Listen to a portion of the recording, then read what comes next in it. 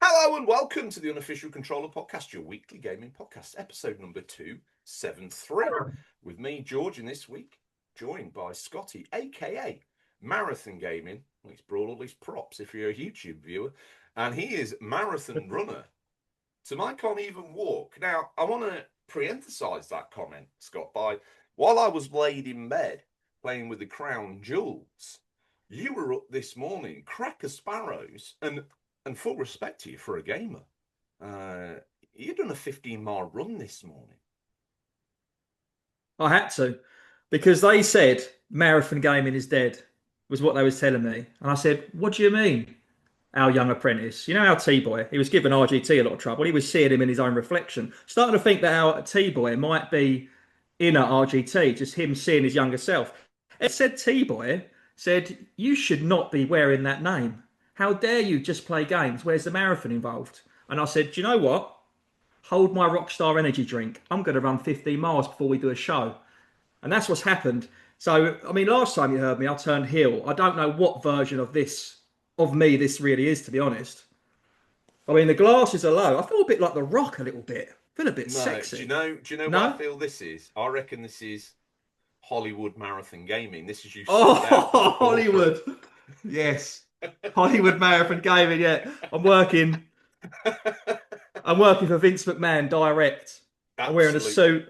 I'm coming out to the ring. I'm interfering with matches. I'm getting the crowd rallied up. Corporate Marathon Gaming. That is what we got right now. Corporate Kane's brother. Do you remember that era where he came one day? How ridiculous is that, right? A big guy in a red suit with a mask. One day dropped everything and said, I'm just going to pretend I'm on the 302 up to Fenchurch Street and I'm just going to pretend I'm getting on this bus. And he just rocked up to the ring. He might as well have one of them fold-up bikes that the commuters had. He literally went full-on businessman, didn't he? Well, weirder than that, I do believe that was inspired by his real-life push to be a senator. And he's now like a senator or a governor of a state. That is correct. You're right. That is true, actually. Choke slam. That's outrageous. Choked. I imagine the billboards, can't you? Choke slamming the opposition. Vote Choke for Senator Kane. Debt. Yeah. Tombstone pile driving immigration issues. Here's what I'm doing about your. There's 1, 2, 3. That tax rise. Put it in a sleeper hole, baby. Oh, it's good to be back with you, George. Straight out the fires of hell. Well, it's good to have you back. Obviously, you've been on your pan-European world tour promoting the show. How did that go? Yeah, it was really, really good. I went with a lady who used to be on the app. She might be familiar with her. Big fan of the show. So we went on a world tour together. We went to Corfu. Oh. We went Devon before that. Then we went to Mexico. Always promoting the show. That was the purposes. And how did it go in now Mexico? It went very, very well. There was a bit of a language barrier at one point. Yeah. But you know what they say, scratch and sniff is universal. So I was just showing them the flyers, holding it up to their face. I said, can you smell that? And they went, la unofficial controller podcast. Sí. And I said, queso, which is Spanish for cheese, apparently. So we might have some new listeners, is what I'm hoping in. So in honour of Seb and Bobby, new listener. New listener. I should imagine I don't even know. I don't even know anymore. We're leaving it in. That's a fact. We're producerless though. Well, I can't remember what the law was. I think we sacked him and rehired him on episode. It was Phil, wasn't it? Yeah, you said you couldn't. AKA Brian. Phil, aka Brian, you said you've rehired him and there's no way you could bring yourself to sacking an imaginary apprentice. Well, off air, I ended up doing that. Right, okay. So now we've got, we're producerless. So we're looking for producers. If you know a high quality podcast producer, questions at unofficialcontrollerpodcast.com. Great employee rights.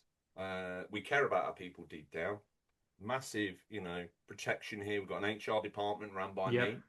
Pension's good. Yeah, Roles and pension's duties fantastic. include, and but are not limited to. George, shall I just do one each? Roles and duties. Yeah, What would be included in a job role? first one needs to be very vigorous massager. Yep, vigorous massager. Also, he must have one arm slightly longer than the other. Oh, El Paso. I tell you what, Yep. your extra time with the short-armed man, it's made you a little Oh, bit affectionate towards him, hasn't it? oh, it has. One thing that is really critical to the role, really, it's not more the experience, but you must have an outie belly button to be considered for this role. Awesome. Yeah. Let me just to the YouTube viewers. We can see George. He's not shrouded in darkness. What's going on? Well, we've spent some of your supporter money on a bulb. Um, we're bankrupt, and also seconds before going on air, the eagle-eyed viewers would know that in the background, I normally have the immortal Mike Brewer. Yes. Here he is. Look at this. To George keeps selling. Yeah, me and Mike are tight. Okay, that's why I'm a celebrity, baby, because I know people like Mike Brewer. Here he is again. Oh, what a guy. But now I don't know whether this is foreshadowing, because Mike's slightly a rotund gentleman. I wouldn't think his cardiovascular activity is great. Did that? Did that fall almost idol-like predict a fall of the Brewer? Now, if I go on Dorset News later and find out that he's had a stumble and fall at the back door, or worst case, a little nibble of angina, I'm Oh no. concerned about what Yeah. this means. I don't want to Well, imagine Mike Brewer walking around clutching his chest. What do I know? manifestation is very true. So I think if we wish well and good things now, so if we create a scenario of what he's probably doing, so he's probably on one of those, those little steam trains you see that go around the park for children that the little kids Yeah, sit on. I yeah. reckon he's probably having a really good time. But he's sitting on one of those. He's probably got like a 99 cornetto, maybe I a want him twisty to have a nice lollipop. spree. Yeah, I reckon he's probably got a nice backpack. It's probably full of like some nice beers, keeping them cool. He's got his family and kids waiting for him. Probably walking a little poodle next to the train as he's going along, probably holding that. Would He's a he bit out be of breath. would he? I don't want to Would cut he? in on this, but I don't know Yes. if he'd be a poodle owner. I think he's the sort of guy stereotypical. I think he might have a British bulldog. The thing is, that is what people think he would have. So, knowing his Ah, character, he likes to, always stay one step ahead of the trend. So he wants to keep people guessing on their toes. So he probably just goes down the kennel every night and just gets a different dog. right. And he does it up, puts a new collar on it, sells it for Yep. profit, goes down, Yep. picks another, dog with three legs, whatever, someone he can get Ed to stitch your leg onto. All of a sudden, it's a. Well, I never thought of this angle. What other things in his life do you think he brings this wheeler dealer moment to? Cosplay, I reckon. What? So like he starts off with like a broken eye patch, and then before you know it, a week later he's going out dressed as Gabrielle I think he makes the costumes. himself. Yeah, and I think that might be why RGT couldn't make the show today. I think he might be collared and chained up right now in a special costume. Something to visualize. I often visualize him wearing nothing but collars and cuffs. You know, the sort of thing a cheap stripper would have worn in the 80s. Bow tie, Oh, that's not collar. cheap. That is high class. Show me a stripper with a bow tie, and I'll tell you what, take my money. I never envisaged that was a hallmark of quality. But now you've Backless explained it to me. chaps. Why waste time removing them? Just don't wear the backside. Simple. Now, I'm looking at you. You sat there in what looks to be a Bluetooth headset kind of scenario. You're wearing some high praise sunglasses there. Obviously, Ray-Ban sponsor for next season, so we're obviously Yep. getting the promos in early. Can I tell you why I've got glasses on? The bulb that the viewers have kindly gifted to us through the subscription service. It's George. It's so bright, right? I mean, normally you're dark, and I think, Core, is he there or not? And I thought it might be a tactical thing. Sometimes I think I'm talking to myself, and you're in the toilet or something, or upstairs talking to Rachel. I don't even think you're there sometimes. But it's so bright today. I might have to go for like cataract. Honestly, I've got these glasses on. I've gone full. I don't like it, but this is the things we do for YouTube. Primarily, we were an audio show. Then we've branched out, and it's been about as popular as yeah, it's been about as popular as the Zune media player from Microsoft. So we're doing well for ourselves, but hopefully the uplifting camera quality, hopefully the uplifting lighting quality. I told a lie. I said camera quality. It's the same garbage we've always had. We've just bought a bulb. Thank you, listeners. This is how we're growing the show in 2025. We're using this money to provide us with a bulb. And I'll be honest with you, I don't know if I could get used to this, but if they're happy, they want it to keep continuing, we shall continue. With all that like frivolity out of the way, I suppose if we were to return to what would be called a normal show schedule, and I'm excited for this because obviously you've been on your world tour, but you left. Now, you've been living in limbo as far as I'm concerned because you encapsulated yourself in a time bubble pre Mm. Switch 2. Then you went on your world tour and you knew you had a Switch 2 waiting for you, so you couldn't do anything flagrant like buy a Switch 2 at the airport for 2,000 Nope. pence. You couldn't do that. It's tax free Nope. though, but it's still a hell of a lot more than you'd pay anywhere else because we've got you. Now, you left in this time bubble. Now, I want to, if I may, go on like a journey through your life in the medium of being encapsulated within the Switch 1 ecosystem while the Switch 2 is around, and then how you felt upon arrival back. Because correct me if I'm wrong, if Marathon Gaming, aka the Nintendo Switch's biggest advocate, went on holiday, I mean a world tour promoting the show, if you didn't take your Switch 1, who are you? Or was this a save the marriage type trip? So let me ask you, hmm what are you? What are you? You been playing? What have I been playing? Well, listen here, child. Grab yourself a brew. Massage that forehead with some nice moisturising cream because, well, it's not about to get dry. It's going to get real wet. So if you're in the front seats and those are the splash seats, you might want to take a step back because I'm going to take you for a ride, baby. Now, The grab your splash toupee seats. because we're going down this roller coaster. So I'm going to take you back to where it all started. So last time I was on the show, which I think was 2 shows ago, I think two I missed, and then I was on. So I reminded, and it caught us by surprise. The Switch 2 was about to drop that week, and we kind of couldn't I believe it. forgot. Yeah, I said it out loud, and I was like, "It's coming out." So I was away. I need to give a big shout out to my friend and a very good friend of the show, big listener, Retro Ed UK, who I believe has done one of the shorts for us. Oh, mate. Seeing as you brought us here, Retro Ed. I'm grateful for everyone's submissions. Some of them done incredibly well. Some of them have put multiple submissions in, and they've done incredibly well. It's made my job of judging very difficult. Do I add them all up?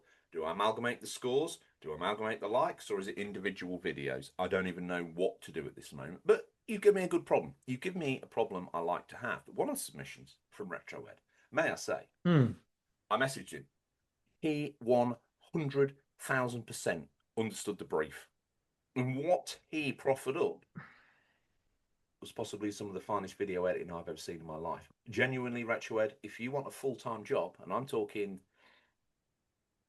£20 a month, max budget, to Wow. roll those out like that, like a Wow. machine Yeah. feeding into the UCP.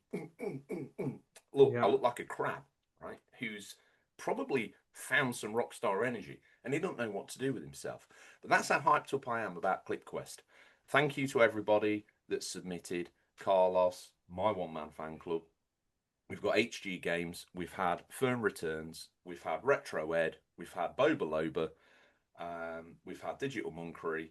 I'm sure I've forgotten people. If I have, I'm sorry. Shout at me in community corrections. Tell me what a piece of dirt I am. I am a We piece might of have dirt. had some more since we've made recorded this show. So it'd be interesting to see. I'm sure Well, I there's got be confused. I some went more on the trickle Discord through. and Digital Monkery had a 30-second clip of some sea lashing up on a shore. And I didn't know whether that was him just saying I'm chilling at the beach or please upload this for views. I'm thinking I'll Oh. probably just upload it this afternoon. So anyway, take me Retro Ed, Yeah. stand-up So legend. what a legend. So yeah, the Retro Ed is a good friend of mine inside and outside the show. So he took delivery from Nintendo Direct. He's pally with them like that. He rang them up in Japan and he said, "Hey, I need a Switch for my boy Scott Marathon Gaming." And they said, "Ed, no problem." So they sent it to Ed's house. One. I'm sorry to derail, but I just need to Yes. know this one thing. Yeah. When you got back, was it sullied or unsullied? What had Retroed done to it? Had he left it protected in the corner like a good chaperone, or did you find that there was a little bit of hair on that seal and you knew it had been popped? Can I tell you something? It's a true story. It's absolutely hilarious. So the reason why I got a Switch from Ed was I was trying to get hold of one. Ed got one straight away. And then he realised that he probably didn't really want it. It's got a big backlog of games. He's got every computer. It's a bit like Ed's house is a bit like RGT's old shed. It has everything in it. You know, if there was a lockdown for 10 years, you'd be sorted if you were stuck in there. You really would. Wow. So he had the Switch and he like secured. He messaged me. He was like, I don't know why I'd done that. It was an impulse buy. I've got a backlog of games on the Switch One. He was like, I've heard you've been looking for one. Have you managed to get hold of one? And I said, well, I'm just about to purchase one now. And he goes, well, don't. You can have mine. I said, okay. So yeah. So I gave him. Obviously, I said, look, when they go take money, I'll send you the money for it. So it's nice and easy, simple deal. Now the package arrived while I was away. It sat there in Ed's house for about 5 days. He had to look at it each day, obviously, before coming down to work.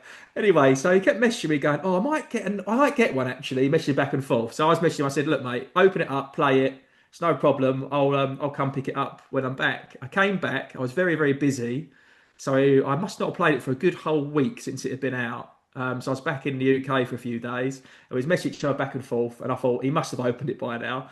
Anyway, I've got round his house, and he's got one set up, and I was like, "Oh, I see you've opened it and you've set it up, sort of thing."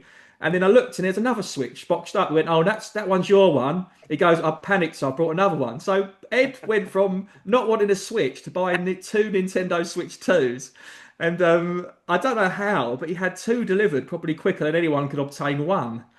It's Mate, I pretty hate to say impressive. this, but as Georgie predicted, you can walk in any brick and mortar store now and just buy one off the shelf. And Nintendo Yes. did a great job of stockpiling and making sure Do they you had know the what's so stocks. impressive, George? Is on the last show, you were saying about how well it done in America, and I knew that was going to be the case because I knew they were panicking about the tariffs, so they sent some early doors, which is why Yes, Japan sir. had a problem with their own. So the fact that you said that blew my mind because I read an article this week. I didn't include it in the news, but I thought I'd just mention it now. There was a lot of trucks intercepted in a particular state or two in America, and apparently thousands. I'm talking over £1 million worth of Switch 2s went Oof. missing. So Whoa. they're still coming into the country and being moved around. I don't know if they sent them South America and moved them up land, but they've really done a fantastic job, Nintendo, of bearing in mind how much of a shambles it was with the scalpers on PS5 and Xbox. I think Mm, even if you're not a Nintendo fan, you need to really just clap and pay respects because in the day, scalpers doesn't really affect the profit of these big companies. The fact no, that it they was doesn't. like, no, I'm not letting these scalpers do it. And people say Nintendo don't do things for the people, and I think that was really respectful and stand up of them really to make sure there was enough stock. Because I've seen people try and scalp in my area, going, I've got one 600-700 quid, trying to make £100 or two, and everyone's like, psst, no thanks. I've seen all the messages where people go, "Have you still got it?" They reply back, "Yeah," and they go, "Yeah, I'm not surprised, mate. There's plenty in stock at Smith's toy store." So it's beautiful to see. It really It is. is. It really is. And I'll be honest with you. As you say, scalpers, it doesn't really make any difference to the company, but it puts a lot of bad ethos in the air. It creates a lot of bad Yeah, feeling. If you remember PS5 and Series X, there was a lot of bad feeling about scalpers, quite rightly so. Even yeah, the portals definitely. suffered from a little bit of scalpage early doors. I struggled to get hold of one out the gates.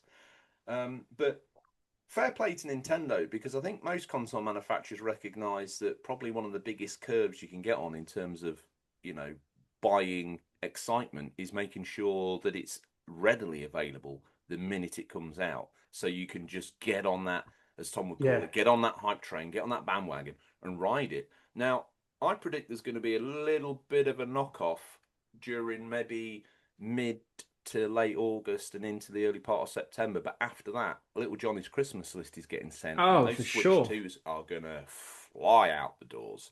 Yeah. Um, Now, that was a rather selfish interlude where I wanted to literally two finger probe Retro Ed's Switch No, 2. it's good to yeah, it's good to talk about it. But So take me back to the yeah. James Bond style imaginings of Marathon abroad with his Switch 1. Oh no, we need to get into what happened after that. It's a bigger deal. Let's not talk about the Switch One. We'll No, I circle want to. I back. no, no, no, no, no. Rewind. I want to know how it felt. Did you still get enjoyment? Did you start to suddenly feel like it was a dirty second cousin that you didn't want to be seen with around the poolside, with Emma Sharp bringing you a pina colada or whatever? George, hand on heart, I didn't take it. Did not take it because I wanted to Don't, be don't, so. don't, don't, I wanted to be so hungry don't. for the Switch 2. I wanted to be so hungry, so I needed to have like a good 1 week of no games. I wanted to be a real shock factor to be. I wanted to have withdrawal. I wanted to be itching. I wanted that fix. So I wanted to feel those headaches at the end of the day because I haven't seen Zelda run at 10 FPS. I wanted to, I wanted to have these feelings. So when I was away, I went cold turkey. I didn't play any video games. So then when I Wow. came back, I really wanted to be like, right. And I'm glad because I was so busy and I really struggled to sync up calendars to come and see Ed. And he was being really good to make himself available as much as he could. And then when I went to go and actually grabbed the system. Obviously, he was unpacking his with his son, which was nice to see. And I saw he gave me, we looked at it together, and he had the Switch One next to it because you need to. It's not exactly like an iPhone to iPhone sync up. You've got to have them both powered in. It can for a child to do. I reckon it's quite a stretch, Hmm. syncing your account to a new one. For an adult, it's like a 10-minute faff, which isn't a problem. But yeah, he had the Switch One there, and I was like, oh my god, it looks like a toy. It really does. It looks like a piece of plastic and toy. And then you look at the Switch, and it's so superior to Switch 2 to Switch 1. I don't want to go on about it too much because I know it's been covered and you guys have spoke about it Yeah, but we quite a haven't bit. But got the main vein from Nintendo. We haven't got Miyamoto-san's illegitimate love child on air until this moment. Now we do. We need to know. yeah, side by side, like it just feels so much better and so much real. It doesn't feel like it doesn't even feel like the generation before it. It feels so old instantly next to it. It's really shocked me of how superior the Switch 2 to be. We knew exactly what RGT said in the last episode. We knew they had bigger, joysticks. We knew they sorted out drift. They had different connections for it. We knew they did ports. We knew we got a better screen. We knew we got a bigger. We knew they'd done all these things. But seeing it and feeling it and breathing it, is a completely different thing. And when I saw it there, I was like, oh my God, this is another level. So as soon as I got home, it was very late and it was a weeknight on the old school night. I managed to set it up and I thought I'll set it up and then I'll go to bed. I set it up and I was like, right, I'll download Mario Kart, then I go to bed. Then I was like, right, I'll set it up, download Mario Kart, and then I'll do one tournament and go to bed. Anyway, fast forward, it's 4 a.m. I've only gone and got trophy on every 50cc cup. And then I'm like, hold my beer.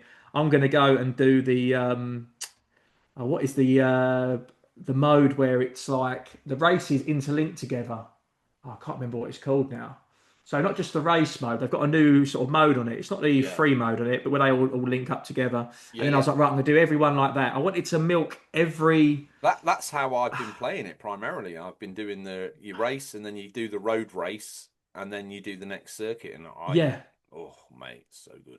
So good. But as I set the Switch 2 up, I just constantly was just sending picture, video, and voice note constantly to Ed, and I was like, "Oh my God, have you seen this? Have you seen that? Oh, this feels that." We was commenting on each other on every single little thing. I might try and see if I can upload the voice notes to Discord because it was quite funny, just us two back and forward. It was like we were sitting in a tech meeting and we was discussing every single component that the Switch 2 had to offer. And I was like, "Oh One my God, the sound! Oh my God, this! Oh my God, that!" let's just pause there. You mentioned sound. I want to double back on that because obviously now on a pair of stereo headphones, even a cheap pair of stereo headphones, they can fake surround. Now, obviously, the Switch 2 with the right setup, it can also be surround. I'm struggling to get it to work because it outputs in a bit of a strange way for my decrepit old system, but I'm working on it. I'm working on it. But the thing that blew me away was we've gone from just music in front of us and sound effects in front of us Yes. to being completely enveloped. Now, they never mentioned this, never talked about this. Now, I know if you get that £10 sort of Switch 2, intro package, whatever it is, they detail some of this. But to the casual, or to me, the one who doesn't want to give Ninty another £10 to find out what my Switch 2 can do, I've been blown away by some of these extra bits that they've not even made a fanfare about. Yeah. Incredible. Yeah, I haven't even I played it docked first of all, and then I played it undocked, but I didn't put headphones in. I just literally had it on speaker out loud. But I have got a very very good bespoke Nintendo headset, and I bought literally the best. I think it's a Steel Series one. I bought the most expensive one you could get for the Switch One when it came out. I did my research. I was like, right, this one was made for that system. So I am looking forward to checking out the sound on that. But yeah, I just found it absolutely beautiful. Really, really enjoyed it, and all I've played is Mario Kart World, so it's gonna be a bit boring for what I played this week. But obviously, it's no surprise there. It's been very hot as well, almost too hot to play video games. I've started Yeah, to go next farcical, man. door, and I've literally all I've done. I've gone next door out in the street. I filled up the neighbour's bin full of ice. I've, I've got naked. I've sat in the bin, and I've just been peeking through the window and watching other people play games while I can cool down.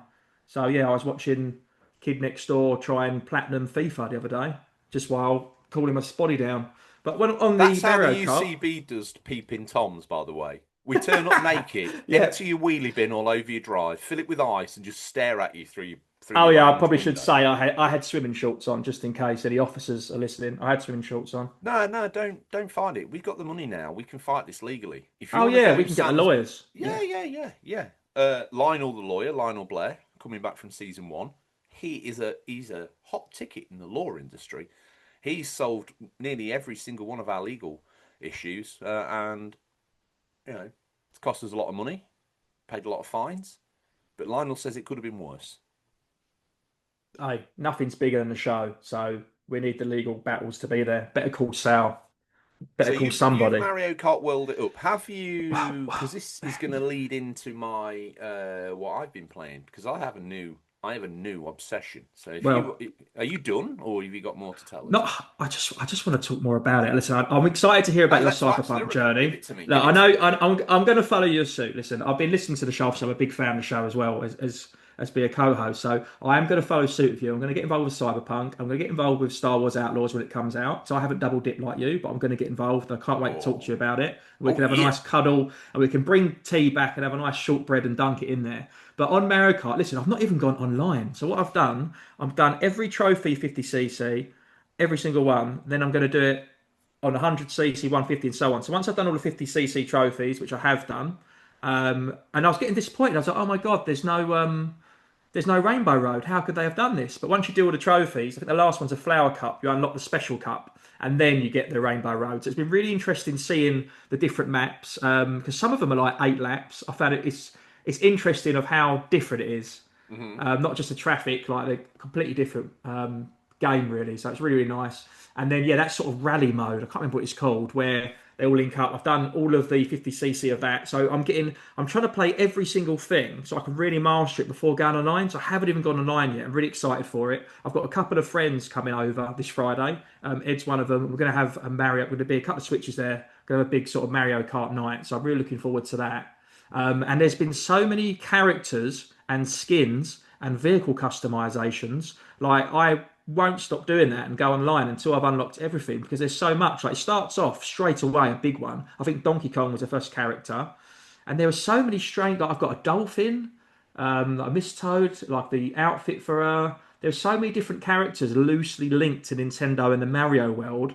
It was really nice. It kind of reminded me of a bit like I think they've looked at Super Smash Brothers Deluxe and they've gone, how come we had such a big player base retention on this game? People kept coming back. It's because they just kept on bringing character after character, free DLC. Every time you put the game on, bang, it was there. And I really think they put the effort in with this. And I love unlocking characters. I know I've spoken about it before. My favourite Mario Golf game was on the N64 because I find it better than the GameCube one, Toadstool Tour. I know everyone loves that because you have to beat the character to get the character. I love because we're old school gamers before this whole pay money. Mum, can I have some money to get a new skin? You had to earn and unlock it. So I love just unlocking things. And when I scroll to the right and I see all these silhouettes of characters and you're trying to think, who are they? It's like the end of a Pokemon episode or before the break, it goes, guess the Pokemon. You're like, oh my God, who is that? And that's how I Pikachu. feel when I'm playing Mario Kart World. So, yeah, I'm going to be literally busting the back doors out of that one all the way, taking it home, playing every single mode, going online, and then I'll get paid next week. And I'm looking forward to venturing into some of the other games. I have heard an article that the third party games have not been selling as well, but why would they? Because Nintendo have come out with such big hitters. They will pick up, but Mario Kart Well, World is the such third a party huge games game. haven't been selling very well. I'd probably have a lens on that because these third party game let's take the big one, the one that seems to Yeah. be kind of matched to the system, Cyberpunk. It's a 4-year old game. Only the Ninty hardcore haven't played that yet. And out of that split of Ninty users, Mm. who's interested in Cyberpunk? Probably not that many. So, Me and I you. think, well, me and you as an example, but we're trying to Yeah. pretend that we're bigger boys, aren't we? And don't want to get caught playing Yeah. Mario Kart or something equally as childish in our eyes. But, I mean, people just don't know. You're like Jeff Goldblum. You're the fly, as far as I'm concerned. If anyone that can't see, I've got my glasses on upside down, wonky. I look a bit like a Elton John hybrid insect at the minute. I would So that love to see Woodlouse John on a listen, t-shirt. Woodlouse John wants to ask you a question, George, because Yes, ask away. what have you been playing? I I look at how happy I am. I sung that so well. My computer just prompted play a music question mark. I sung it in such a high note. It's linked me to Shazam and it's Do you know downloading the what? latest hit That's high from Duran praise because Duran. after I don't know how many hidden gems, probably not that many actually, because RGT spreads them thinner than a caterer spreads marge on a sandwich. Um, you know, That's a good one, George. I like that. Do you know what? I want to sing praises a little bit. It was a long time ago, and there's one of your sayings I started using because it cracked me up. It was about 6 weeks ago or so, right? You said it's like you're an ant with your back legs stuck in honey or something like that. And I've been using it at work, left, right, and centre, and it's really wobbled people. Like whenever I've had my back against the wall, I don't know what to say. I've just hit them with that. I said, "Look, I'm trying my best. I'm an ant with my back legs stuck in honey," and they've gone, "All right, okay, Scott, just get that report sorted Monday." It's got me out of a lot of situations, George. So I really want to thank you for that. if anyone wants to use it in the audience, feel free. Everything on the UCP is there to be cut up, reused, and remarginalised. We want to be with it. We're that cult show that exists to provide people with memes. We've just not been found yet. I asked AI the other day, how's the show going? Apparently, we've reached cult status. I don't know whether Oh, that's good or bad, but that's what they said. So it tickled my ego. So what have I been playing? Well, I've been playing a hell of a lot of Switch too. Let's do some. I turned on the PS5 the other day and kind of flicked around, and I don't know why. I ended up playing a little bit of Balatro. I downloaded some new tractors on Farming Simulator, and then I was straight back on the Switch too. Now, one of my latest obsessions is trying out my own library of Switch 1 games on the Switch 2 to see how they perform. May I say, sir, Switcher 3. Now, I'm not saying that it looks like Cyberpunk. I'm not even going to suggest to you, even for a moment, that it looks like the one on the PS4 or even the PS5. It's still Switcher 3, baby. But let me yeah. tell you about it. It works. The draw distance is increased, the textures are higher, the frame rate's lifted up. The world suddenly feels more solid, more believable. And I don't know why, but I'm finding it even more enjoyable to continue playing it now than when I first started playing Switcher 3. So I'm very excited That's by that. brilliant. I've also started going through a round robin of all my other games, and they're all great. Now, when I'm not playing Switch 2, I'm on YouTube watching is it switched up and people like that doing Switch Yeah. 1 to Switch 2 comparisons, and I'm like, oh yeah, I don't know why I'm Yeah. gonna get Yeah. off on it. Now they had Yeah. I've circled around it many times, Black Sad on the Switch 1 store. Oh, that could be good. Great game to take on the go. That would be great. And I never bought it, even when it was down to like £1.79. I don't know why. I'm guilty. Yeah, I'm guilty. If the developer's listening, I'm sorry. Um, but they covered it and they said it's gone from being unplayable, so I wiped my brow, so thank God I didn't get it then, to being very playable now. You can load up, the animations work, texture looks great, the visuals look better. It's got an adaptive frame rate, so we're up to pretty much 60 FPS now, and we're barely touching 30 before. So, oh wow, and it's these little sort of gems of rediscovery or discovery that have taken like Jurassic World Evolution worked on Switch 1, no doubt. Did it look a bit ropey at times? Yeah. Did it have long and frustrating load times? Yeah. Is it now playable in a very good way. You zoom in on the dinos and look, actually really quite good. Yeah, yeah, they do. So there's a lot to be said Mm. about the Switch 2 reviving those Switch 1 games that maybe were you didn't notice them if you were only in the Switch ecosystem, but if you weren't, then you're a bit like, oh god, this is a bit of a It's push. You're right. It's upgraded the games from playable to enjoyable. That's what's Yes, happened. Because you always had absolutely. a compromise on the Switch, but you was just happy it was on the Switch. So you stuck with it. You knew you was getting a lesser version. You knew there'd be features missing. You knew there'd be some graphical differences. And now the Switch 2, it's given everything like a bit of a booster and a bit of a redraw skin, freshen everything up a little bit, ray trace a few things, and now those games which were once playable on the old system on the new machine, they are so enjoyable that you kind of forget that it's not a less version anymore. Let's face it, it's not. The game has changed. The players are the same, but the game has changed. Do you know what I'm really enjoying about the Switch 2 is it's allowing me to get a tan as a gamer. I can take it outside and play it in the shade, admittedly, because in this burning red hot magma that we've got in the sky called the sun at the moment, you can't see, even if you had the most powerful nit screen in the Mm. world. It's a struggle. But you get in the shade, boom, this thing's lit up like a Christmas tree. Seasonal pun injected here. Um, Now, what I also want to bring back, a couple of weeks ago when you were last on, when you were Jerry the King Marathon Gaming, now you're Hollywood Marathon Gaming. Corporate. Yeah, corporate gaming, corporate marathon, right? The heel turn no one saw coming. Now, what we brought back tea, and I had a phone call Mm. with the managing director of PG Tips. Um, Is that the monkey? yeah, yeah, he's a well-educated chimpanzee. He's learnt to speak English in the London Zoo in the 1940s. He's also the oldest chimpanzee ever living on record, and he wears a Yep. suit. He goes by the Mhm. name of James Jameson. Oh, James Jameson. Yep. Yep. I know him very well, actually. No, actually, what am I thinking? If we're using the UCP logic, his name's Peter Peterson from PG Tips. Oh, I really thought you was trying to push us getting an Irish whiskey sponsor at one point. I thought that's clever. We're going to get a few bottles of Jameson sent I never over, and thought of that. I thought that's what you was getting up to. Like a trapped animal, I say whatever first comes to my mind. I don't actually think it through. I'm very reactionary. I don't think I just speak. I think 273 episodes of the UCP prove that to be true.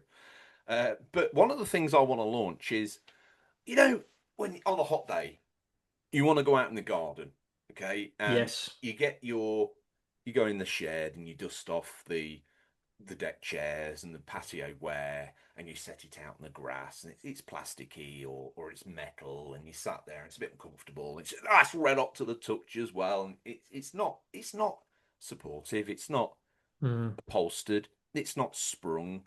You're just kind of sitting out on a bit of stretch fabric because it's hot. Oh, why am I doing this to myself? It's torture. No, no, no, no, no, no. I came up with a new vibe. Now what you do is you take your rug out your front room, you go and lay it on your grass. You take two comfy armchairs from inside, you go out and you put them on the rug. Now, what you do is you go and get a little side table and pop that between you, and then bring out an indoor plant or a fake indoor plant and pop it on there. Now, I asked AI, I was like, what can we call this? Because this is a strange concept, but it's very relaxing to sit outside. And it feels Mm. unorthodox, but it also feels good to sit outside on an indoor chair outside. Inside, outside. And I asked AI, what shall I call this? And they came up with this idea, parlor core. So I want everybody who's listening to this right now to rip their front room apart, go stick it in the back garden, and sit out there with a cup of tea. Parlor core. Now I'm going to do that this afternoon with the Switch 2, and I'm going to lose myself. Probably. I've got Cyberpunk. Yeah, I have. I've got Mario Kart World. Yeah, I have. I'm going out there to play Switcher 3, baby. Game at al fresco, I think. It might be the Gamer other al thing. fresco. Listen, So listen. It's so basically what's this is probably the most gaming thing you've ever said. So obviously as gamers, we try to avoid the sun and we'll sit inside in a sweatbox and we'll play games. We're scared of the outside world, right? You're We are such a gamer. terrified. It's summer, and you thought, I know, I'll put inside outside. It's absolutely remarkable that your solution to getting some vitamin D and fresh air is just to move your whole house outside. I mean, you might as well move into Wembley Stadium because they've got a retractable roof, and you could just push the button and you could be outside. And then when you've Oh, had too much sun and Mumsy's not putting any more ointment on your face to protect you, some sun blocker, you can put the roof back over. I don't know what the budget version of that is. Maybe Mumsy holding a parasol over my head and then moving it dependent on the sun and my absorption of said rays. Because, there's not a lot of thatch up top, and it's not going to stop a nuclear explosion a few million miles away from damaging me. Yeah, you need someone really. Maybe our new producer, if we can add that to job description, maybe he can hold an umbrella over you. A bit like they Yes. do to the hot Japanese women. They follow them down the street and they keep them Yeah. sheltered from the sun. One thing he's going to need is a wide-brimmed hat and a camelback because he can't move, can he? So he might get burnt, or she, or they, or RTD2, as you so eloquently Yep. put it last week. Yeah, he. I've been howling about that for 2 weeks solid. I get in the car, see a flag, I'm like, oh, C3PO RTD2 plus. I'm done. Absolutely brilliant. Um, I can't make sense of it if I'm honest with you. So I just love It it made all. sense at the time. It made sense to me, and Hey, it give it continues five to. years. Give it 5 years, and that would I be a think gender or a UCP religion. episodes do mature Yeah, like a fine wine. Yeah, yeah. absolutely. And you So said it last time. I mean, OG Thomas said some things 10 years ago that have come true today. So I do feel like in generations, when these cassettes are found by future miners looking for water, they will go, oh my God, these guys were speaking some truth ahead of their time. Once the console war is truly won by Nintendo, they're going to go, that Scott, that George, that Bobby, that Seb, that OG Tom, that RGT, those guys knew their games, baby. it did, as Carlos pointed out in one of the shorts he created. Bar top, gaming headset, gamer chair, Yep. high audio quality thingy that makes your voice sound Yeah. good. Right? We've got everything. We've So got yeah, sunglasses, the lot. I'm a bit worried that's a pair of meta bands, and you're actually recording me, recording you, recording each other. Except what the visuals are right now. This is your sort of highbrow, sort of experimental directorship where you're recording me at 30.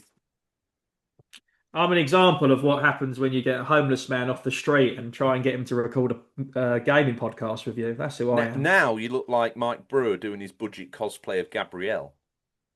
Do you reckon Dreams this can is come how true. this is how Cyclops might wear the sunglasses to protect that third eye? Protect And that speaking one of eye. third eye, have you dipped your third eye in any more games? No, can't say I have. It's basically been a switch to loving. Yeah. And by the way, for everyone who's interested, I'm wearing protection. I actually got that tempered glass screensaver. Oh, Game well done. changer. Game changer. Yes. Just drop on. You get this little box. You get this little cassette, and it's got the screensaver in it. You don't even really need to clean your switch. You just drop this maniacal looking thing on it. You press a couple of sides. You take that bit off. Bam! You got a screensaver, baby. I need to get one. I haven't even got a carry case. Oof, well, yes. Depends whether you want to go fat boy or slim. I went with the official slim carry case, and it suits me perfectly. I can almost put it in my back pocket. I have no stress, and with the I've just been USB-C tucking it. charging. I've been tucking it into the front of my trousers and just standing at the bus stop and waving at ladies. Hip hop And they, gangsters, like you're almost carrying it yeah, like a piece. yeah, I'm just posted up. I'm like, hey, look at my bulge. That's to be fair, Sometimes I'll tuck it into my sock. I'd also put the switch in my sock as well. gangster. Wow. I I'll be honest, I've always been concerned that you might graze it on the tarmac on some days because you don't take a lot of. You're a very energetic man. You leap around, you're very animated, and sometimes that can pull it clean up out your sock. And I've been a little bit worried about that thing kind of just sort of getting gravel rash on it, really. Mm. Picking, you get home at the end of the day, sometimes you're not always checking your junk like you should do, and you Yeah, look down and it's kind of like got a chew it wrapper wrapped around it, like I don't know, a hair bobble and one of those random baby's dummies you often see on the street. I'll give some advice for anyone who has got a low dangling member. You can use the attachments to the Joy Cons. You know that's on your wrist to stop them from flying into the telly. Yeah, Just yeah. attach that to your thigh and tuck it in. Just That'd be if you're going to take one thing from the show this week, make sure it's that one. I see. I don't even know how to sync this to the news, but we're going to try. I think you'd call that a schlong stirrup, That's a, yep. saddle, something like that. But I tell you what, it's time to saddle up. It's time for the news. Yes. We've scoured the very darkest regions of the internet to bring you the latest stories. First up, I've got my proverbial turkey teeth in, so let's go. Now, news, rumours, and game Mm. releases. Now, the source for this news seemingly is Games Run. So, Lies of P reaches an impressive sales milestone. Lies of P has smashed its way past 3 million copies sold nearly 2 years after its launch across PC and consoles. This news comes on the heels of the release of Lies of P's DLC, which was shadow dropped on June 6, 2025. South Korean developer NeoWit struck gold with its dark spin on the classic tale of Pinocchio when it rolled out Lies of P in 2023. Despite being available as a day one title on Xbox Games Pass, the action RPG still managed to move units at an impressive rate, reaching sales of 1 million within a month of its arrival. Following this success, a new expansion called Lies of P Overdue was announced in February 2025 and was released to a positive reception. As expected, it now turns out that the launch of the DLC has reignited interest in the Souls-like title and pushed it towards another major commercial achievement. Well, it's it's nice to see a Mm. game like Lies of P taking a risk. Yes, it's kind of tied in its Dark Souls roots, no doubt, but it's taken a bit of a risk.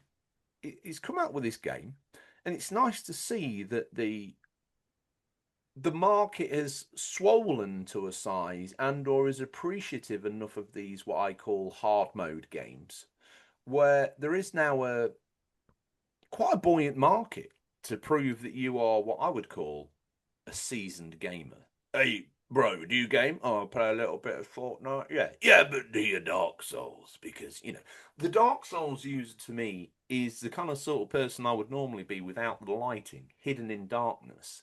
A little bit of a shady operator, but so good on a dodge button that one wonders if he transferred that skill to his romantic life, he would be an unstoppable menace. What's your involvement with the Souls-like world? And is this Lies of P reaching its million titles sold milestone? What does that herald to you in terms of the industry? In terms of Souls like for me, I mean, I am minimal involvement with them because I am what they call a pathetic loser when it comes to real adult games, and I Someone who find them very needs difficult. to Yeah, I get cry good. some. Yeah, get good, bro. It's one of the things that your red-headed stepson often shouts through my window as he drives past in his Maserati. Um, and, That's a and he long taunts me with drive to that. shout that, let me Do tell you you. know what? The other day, he just threw a platinum trophy through my window, and I looked at it, and it said "Play Lives of P, get good, bro." And I was like, "Oh, Ginge, not again." So I haven't dabbled in it. What I was kind of thinking, I've seen this game since day one on the Game Pass, and I've sort of scrolled down. I saw the thumbnail, and yeah, I haven't quite. I might have clicked on it for like a minute, but I haven't got any involvement in with the game. But has it been a slow burner? You know, a bit like the Taken film, where it came out and more people knew about it on DVD than they did on cinema? Or has it had a strong user base from day one and it's just people have recommended it, completed the game, and it's just added and added and added? I Or is it a think the grow in a latter. genre? No, I think the latter.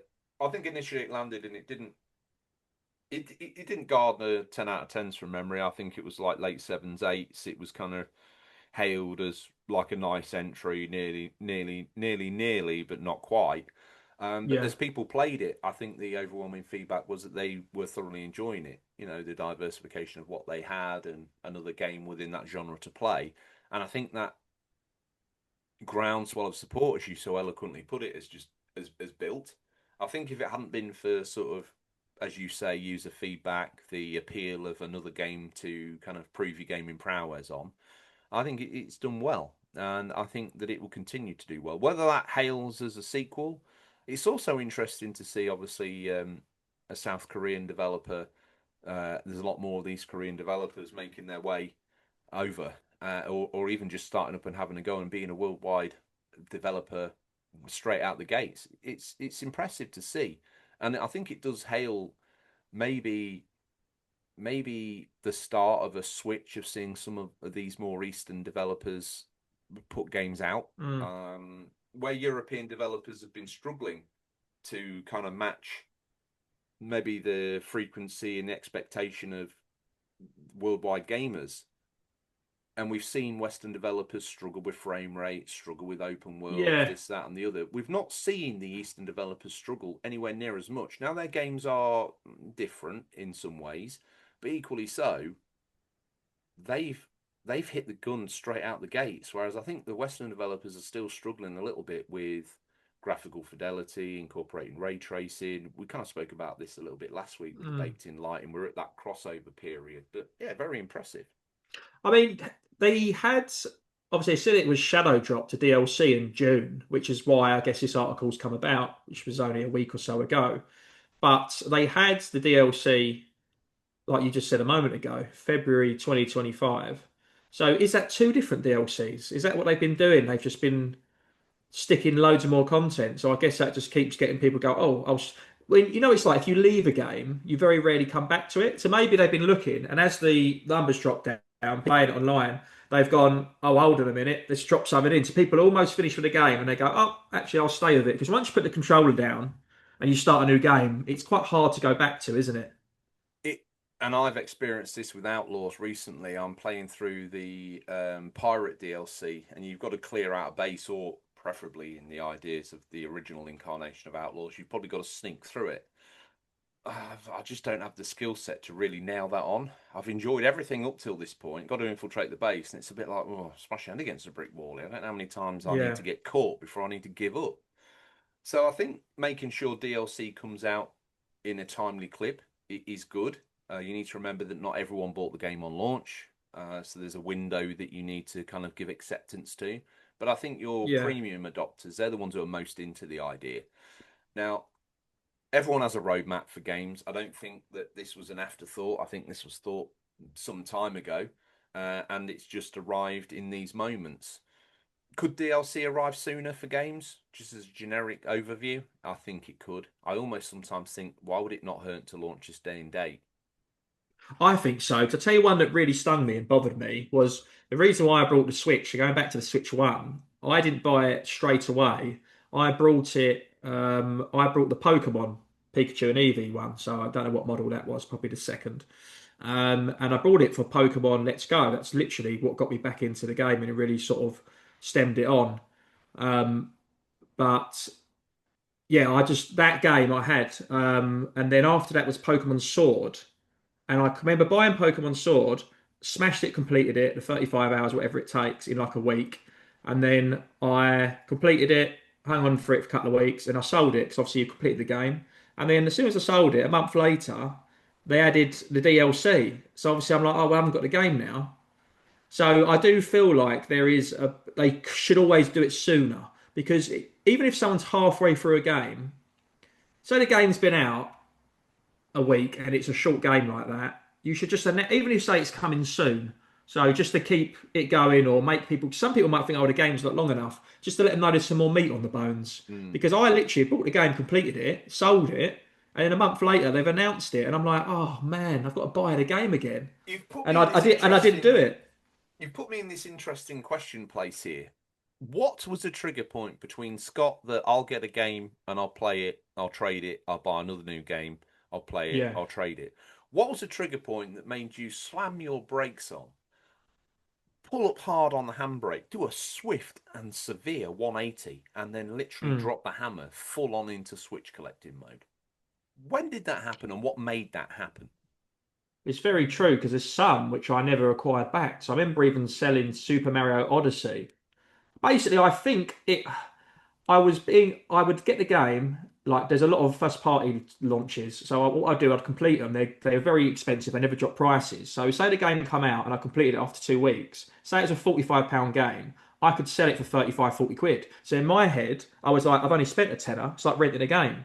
So I would Mm. sell it and then get the next game. So once the big first party titles stopped coming, then I started playing the third party games and stuff like that. And then I guess that's how the collecting happened because there was no point in selling those because I had already brought them pre-owned for 20 quid. If I traded them in, I'd get pence. So I Yeah. think I was only selling games in the first year of having a Switch because they were so easy to sell. And I'd only lose a tenner. So I'd play the game for £10. So in my theory, I thought I was being very clever, which I still think sort of makes sense.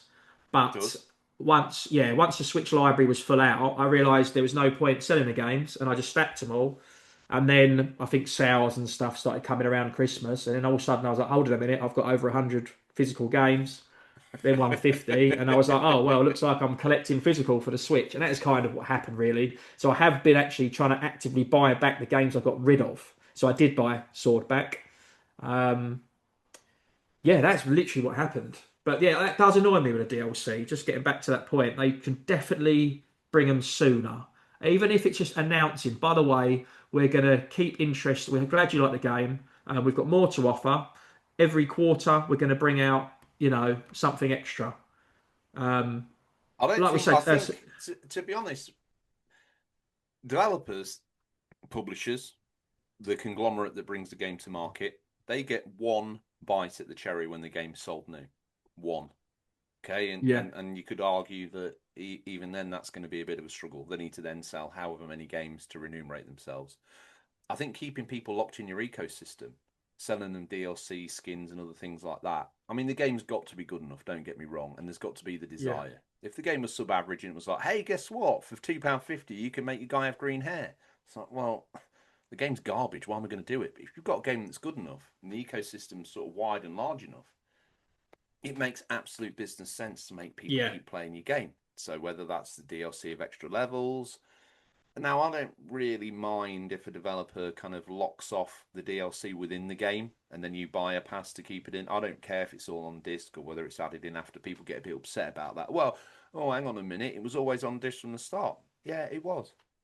To make it easier. mm. Developers are trying to make a bit of money, really. Such a dirty word in the modern world, isn't it? Thought of someone making some money, but without it, there'd be no Switch games next year. There'd be no video games ever. It's a dirty thought to think that you've got to pay for art that someone needs to buy their woodbines and cherry pies so they can keep It is making these interesting, games. isn't it? It's like are sequels really dead? Whereas every game used to, if it was successful, have a Yeah, sequel. Now we're looking at. I mean, it's an interesting subject for maybe a future show because now it's like if a game's good, the tactical thing to do is to throw DLC at it, get some yeah, transactions going. Whereas used to, a game would be good. Croc on a PlayStation, right? We need to get Croc 2 out. We've hit platinum on Croc 1. yeah. We're going to drop Croc 2, but it kind of makes more sense in putting a DLC on Croc if you could back then, because how many people are going to buy Croc 2 even if they did love it? But how many people would buy a DLC if they was playing it and then they almost completed it? Probably a lot more. So A I lot wonder more. if that is the sequel killer, the DLC. Hmm. There's a lot less sequels Interesting. than there used to be. There's a lot less sequels of games than there used to be, but there are franchises that just keep on churning them out, a bit like the movie Yeah, industry. And I think that there's this. We've talked about it on air before. Obviously, the boardrooms got into gaming, and they've got the Excel spreadsheet out, and they're like, "Okay, we've got come up with this new idea. Yeah, but I want Ghost of Tsushima too. Ugh, yeah, we were going to move away from that. No, I don't think you are. It makes a lot of money. It's got brand recognition. You're going to make that. Oh, damn it. So what they're locked into. Sony historically has been a bit generous, 3 games and yeah. rest, 3 games and rest. But I see Sony in the modern era not doing 3 games and rest. I see them now doubling down and pumping that donkey until it's literally dead. Yeah, you get it like with Far Cry, didn't you? Or was it Just Cause? Those sort of games. I think they had four, five, or They're to six. me, yeah, and no disrespect to them, maybe not Far Cry, but Just Cause. I see that as like Death Wish 1 to Mm. 7. You know, it's one Or of those. Dead Rising. I mean, I don't even know what we're up to with there. There was about 6 or 7. Every single one was just a chainsaw through a zombie's head. But they kept that train going, didn't they? Pump that for the gravy. I think, what did we get? Four, maybe three in a reboot of Dead Rising? I can't quite remember now. Give me this next bit of news, Scotty. What you got?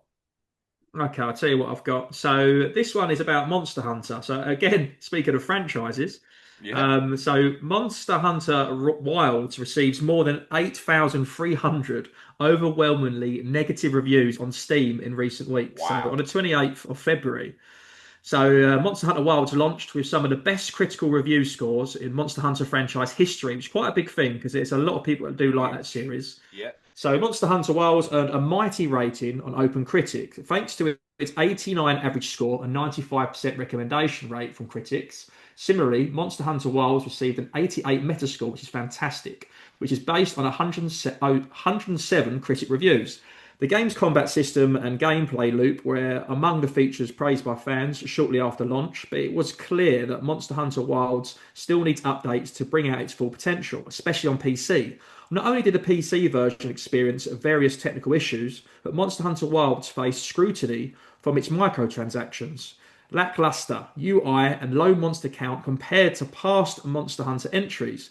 These were just some of the issues that Monster Hunter Wilds players continue to criticise Capcom for, and before Title Update 2 launches at the end of June, the community rallied together. I really like this, to be fair, rallied Yeah. together to share their grievances on the game's official Steam page. So Monster Hunter Wilds has a mix now overall rating on Steam because they had 8,300 overwhelming negative recent reviews out of nowhere, and the community has shared its thoughts and current state of the game and the game's review section.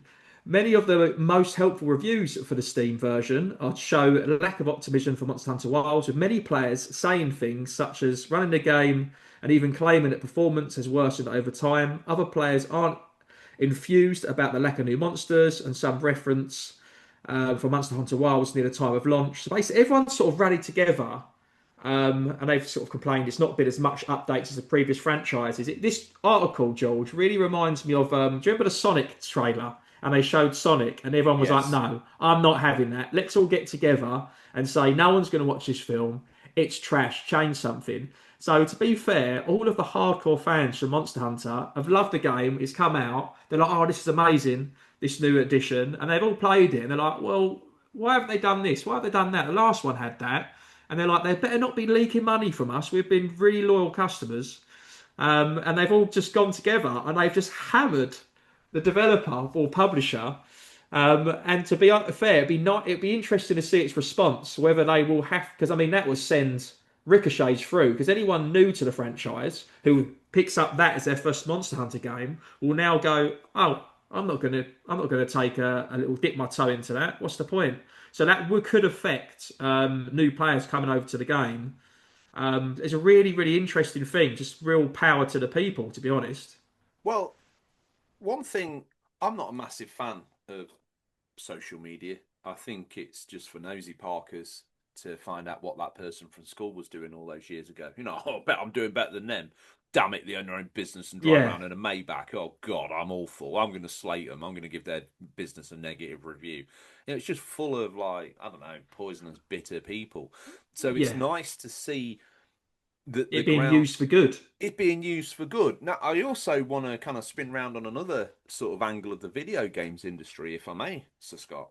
Um, Obviously, historically, the thing everybody pushed for, we're going back to the early thousands, and gaming really historically, was that kind of garnered 90 plus score or 80 plus Yes, score in a video game magazine stroke publication. You would give your right arm for that. And in fact, I do yes. believe many reviews have been bought over the time, either by, Oh, definitely. oh, we're going to send you the game, but also here's a check for a few 100,000 for the ads we want to run this week.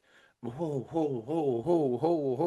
on a minute. This game just got a big 2-star boost. Boom, 10 out of 10. Yeah. Great game. Recommend it to everybody.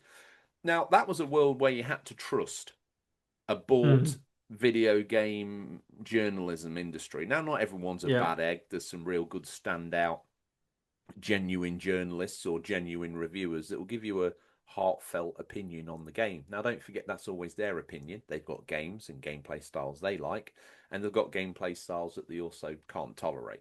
So it must be hard as a reviewer to sit down to review Mickey Mouse's colouring extravaganza on the Yes. Game Boy, while the mate next door to you is finishing up his review for Halo 2. You're like, oh, this sucks. Now, that doesn't make Mickey's colouring a bad game, maybe for the age genre that it's aimed at, 5-year-olds or whatever, but a grown man reviewing that bitter because his mate's playing the Mm. latest bro shooter is never going to work out too well for that game. So it's interesting now that we live in this world where these reviews happen. The mags are dead, I'm afraid. I've mourned their existence. I love a mag, as you know, Fiesta, Razzle, Escort, you name it. I've even bought a couple of video game magazines in my past as well. I'm a big fan of the written genre, but they're dead. I think Edge is about the only survivor now, and that's for highbrow guys who know what C++ Mm. is. I haven't, so that magazine's a bit dead to me. But if I Can went I just give a online, quick shout out, George? Because there is still one going that's very, very good. name it. There is Switch Player. So I know they had some issues and they disappeared, but I believe they came Where do I back. get Switch Player from? So if you go on Google, anyone that's listening, so Switch Player from I think it's called Ninty Media is a company. They've done some retro nostalgic sort of annuals like every year. But since the Switch's launch, they had I don't know they would come out monthly, and there were so many of them, and they would print a lot, and they've sold less and less. So after 100 issues or so, about 5 years into the Switch's cycle, they just said, "Look, we can't do it anymore. Thanks everyone for supporting us," and they ceased to exist. However, I started getting emails from them again, and thought they were just selling previous copies, and then they said, "We're going to be making them to order. So let me know if you're interested, and we'll put an issue out." And it's got quite a bit of a good following. So I've ordered a few from them. So yeah, if anyone types in Switch Player, so it comes as a mag, and it's a beautiful mag. It reminds me of the American mags, the slossy ones, probably A5 in size. If Yeah. anyone works at a post office, probably about an A5. Beautiful colour, and me and my friend Gills, big shout out to the Castle Kong Don. I will explain that name later on in the show. Me and him used to trade those magazines to each other. And all of the games we used to get before we discovered, some of these big Switch Up and some of the big YouTube channels that show the reviews every Marathon week. Gaming is a big Yeah, YouTube channel. that was literally where we'd get our recommendations from, was from that magazine. And what was brilliant about it, they were all, like you say about you have to trust people, they were independent journalists. They weren't just people who worked for them. So there'll be like 20 different reviewers. It weren't by the same person. So they were handpicked from who liked that genre. So it was really, really good. So yeah, Switch Player. Sorry to go on a bit of a No, off no. on one Well, there, mate, but do me a solid. WhatsApp me the link, and I might even subscribe. yeah. I'll tell you what shocked me, and obviously I know this is a worldwide show, but if anyone who is in the southeast of England, I know, George, you work near me sometimes, and you'll be familiar with this place. So I ordered it, a magazine, and I'm sure I looked at where it come from, and it said Canvey Island, which is like 10 minutes down the road from where I am. So yeah, it really blew my mind. So No, yeah, so I mean that might just be a distribution point. I'm not sure because it's off the Thames. But nah, yeah, go maybe. check out Switch Up, guys. Check them out. I'm Okay, sorry, George, so you were saying no, mate. about, yep. So I've been corrected. There is one. I know that there are other pop-up mags, subscriber only mags out there, but I was generally talking. Hmm. Although I will subscribe. If you're listening, Can I Switch go Player, grab? Shall I go grab one to show you for the you get that, video watchers? and I'll keep While your you're, headphones yeah, on. you keep going. Okay. So, what has made it feel good to me for the modern era is that we can now look to other players' reviews of the game, Metacritic, Steam scores, even PlayStation have initiated a stars rating for the games. It's good to see that we can now value other people's opinions because I've seen some games that have reviewed highly and then I've gone and checked their source Steam page and been less than overwhelming. So it's nice to know that we have the open gamut to have these conversations these days and have more worldly information to be presented to us so we can also make an opinion based on something that fellow gamers would say. Before we dive into a hearty review of Switch Player magazine, Scotty, what do you think about the ability, as I was waxing lyrical and filling time like a Z-list It was celebrity only can? that was brilliant. There was lots of ums and ahs there. I tell you what, the audio listener probably got away with it scot-free until I just confessed my sins. But the YouTube viewer was like, George, you're desperate, mate. I can see it in It, your it, eyes. it reminded me of, you do an essay, it's got to be like 500 words, or no, it's got to be a page, and you go straight away to word art, font 24 or 36. And you just try and get the header as big as possible just to save. And you're like, there we go, miss. I'm already halfway down the page now. Well, my sort of desperate attempts to play for time. What do you think now about the ability to, or our ability to have? Obviously, we've got the websites out there that still push out the review Mm. scores, but more often than not, we can go check what a like-minded gamer like you or I thought about it, Yeah, either on Steam it's or yeah. somewhere like that. That's why it's so much easier now. So yeah, it's trusted so much. I mean, if you compare it to the film industry, the reason why people love Rotten Tomatoes so much was because it went away from being one person, and it would be a very harsh but a collective group of people. So you Yes. knew if it got a very good score, you knew hold on, there's some legs in this. Whereas you could read a book that's a bestseller or a film that's best sold in that particular month, but it might not have had any competitors. It might not be good. It might have just been average in a different period of time. Mm. So the fact that we've got so many just average Joes like me and you just going, this is what I think of the game, and they've got no allegiances with this game, with this developer. They can be as black and white or as hardcore as they want and say absolutely anything off the rails, which is what me and you love, especially. Yes. So it's so much easier now. It really is. And I do really appreciate that you can just find the truth a lot easier. That is another good thing about the internet, but obviously you've got to be a bit savvy because there are still a lot of nonsense out there. Yeah, I wonder if there'll be a wiki games at some point where you can upload your review so people can see and it will collaborate all the reviews. That'd be a good idea for an idea, wouldn't it? An idea for an idea. Could tell the I'm Rockstar energy I'm drinks kicked in. mate, I'm surfing the Rockstar Energy wave. I'm flagging on a cup of tea. To be honest, it's nothing. It's like a candle in the darkness compared to the sun itself. Rockstar Energy is an all-encompassing experience that, like, I'm being lifted by it.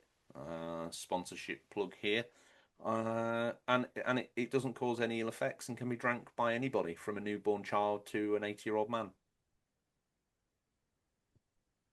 Just to clarify, it depends on how old the child is. Probably from age of 15 onwards is No, probably. newborn, So, but newborn, yeah, newborn. Get newborn. it down them. Get it Yeah, down them. Rockstar Energy, they are doing the decent thing by holding back with the publishing. But Yeah. I saw a woman feeding a bottle of Monster. They put a teat on the top of the can and literally just had it in newborn's mouth. Kid was fine. Yeah. I mean, when you was younger and you used to be ill, your grandma would dip your pacifier in the old whiskey and stick that in there and you go sleep. That's like the old school cow pole, wasn't it? So That's the maybe sort of we're in thing the, that yeah, maybe that's why there's all those bloody ex dummies wrapped up round your yeah. floor scraper, mate. Maybe that's why I look like this in the morning because Dreams can come true. I've been raised on whiskey my whole life. This it's not an issue. I'll tell you what, even as a baby, I'd drink you under a table. I'll tell you that now. I'll tell you one thing about you is you are able to absorb Scottish water, aka whiskey, like a piece of blotting paper, mate. I after we went to obviously format again this year, very Mm. exciting. We went last year, didn't we? You and I, and we took along the infamous Rachel now, and it was fun. And we got back to the hotel, and you said, "Let's finish the night with a short." Yeah, yeah, Well, I honestly, I don't know whether you slipped a bluey in there or what, mate, but mate. I don't Yeah, I remember anything. I remember nothing. listen. I Bill Cosby'd you that night for sure. Fine. You guest starred me in your own show and gave me a big launch promo of my own career. That's all Bill Cosby's known for. Well, let's dive into those supple pressed pages of dead trees Yes. as we witness the power that is Switch Player. You're absolutely right. I Yeah, love the so form factor, beautiful. by the way. It's the So size cover of a art. grown man's hand. Can I tell you something that's really beautiful about this magazine, right? This cover art is absolutely delicious. Now, what they do in the magazine, they will say what the cover art's going to be for the next magazine, and they say, send in your art. So every time, this could be you on the cover. So if you draw a nice cover, they will put it on there. So this is a reader who's done this. That's amazing, isn't it? That is So phenomenal. that must have been one of the Paper Mario games. And yeah, so it's full color, full gloss, very professionally done, and there'll be Easy wipe. articles in there. Yeah, easy wipe. If you're listening, RGT, easy wipe. And yeah, everything's in there.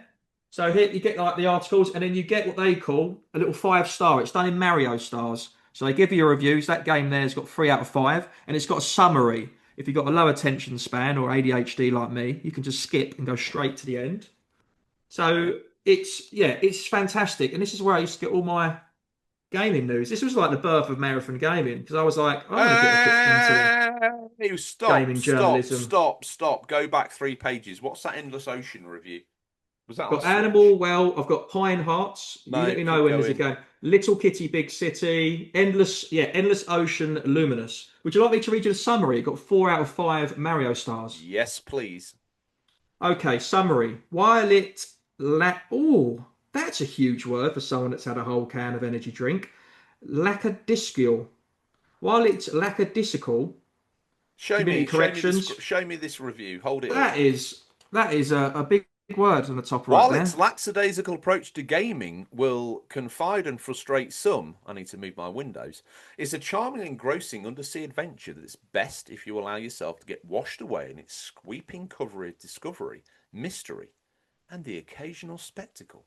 Is it a diving game where you can stroke dolphins? It is, isn't it? It is a diving game, and yeah, there's a picture of lots of people in different diving gear. There's lots of sharks as well. Developer That Nintendo, published by Nintendo, 2nd of May 2024. This was 39.99 at launch with a size of 5.1 GB. Reviewed by Stuart Gipp. Yeah, Billy Ocean, wasn't he in Frank the Bee Ocean. Gees? Hey, listen to this. He's hit it with a big article here. He put Billy Ocean, Frank Ocean, and now there's Endless Ocean. If you don't want to read on from there, I mean, come on. He's my Paper kind of Trail. cat. This is a fantastic magazine. So yeah, check those guys out. I mean, we've plugged them enough. Switch player. They've plugged us more than they will. We've plugged them more than they will Yeah, ever plug us. Even in a seedy hotel room, we're never going to get a plug off Switch player. I know. And Let listen, me. I plugged you that night after. Oh, sorry. Let's move. Yeah, let's move on. Let's. I'm getting married soon. You know, Oh yes, it's a big moment for the Faith. show. Yeah, it is a big You're gonna moment. have to survive without me for a couple of weeks. Uh, watch your show frequency drop to like one a month or something. Everyone's splayed out, wasted, drinking alcohol, playing Switch. I imagine that UCP towers are going to be in chaos. Oh, there'll be nothing left when you return. Fine. What a I'll great way probably, to I'll probably end. be, yeah, I'll probably be carrying around RGT on a throne. You know about that time last series where he's been fed grapes and pampered down with some big vine leaves, and he was Don't being make out carried in like it that ever little. stopped. Yeah, so that's kind of what's going to carry on, really. That crown I had on the last episode was just RGT's crown that I borrowed. So I'll be carrying him around. He will be my king until you return, my fair Okay. lord. Well, that would be one hell of an update. And I tell you what else got an update. Switch 2, baby. Latest Switch 2 update fixes backwards compatibility issues for some games. Mm. RGT sat listening. Hopefully he's got his crown on. Uh, I don't know how I do it to myself.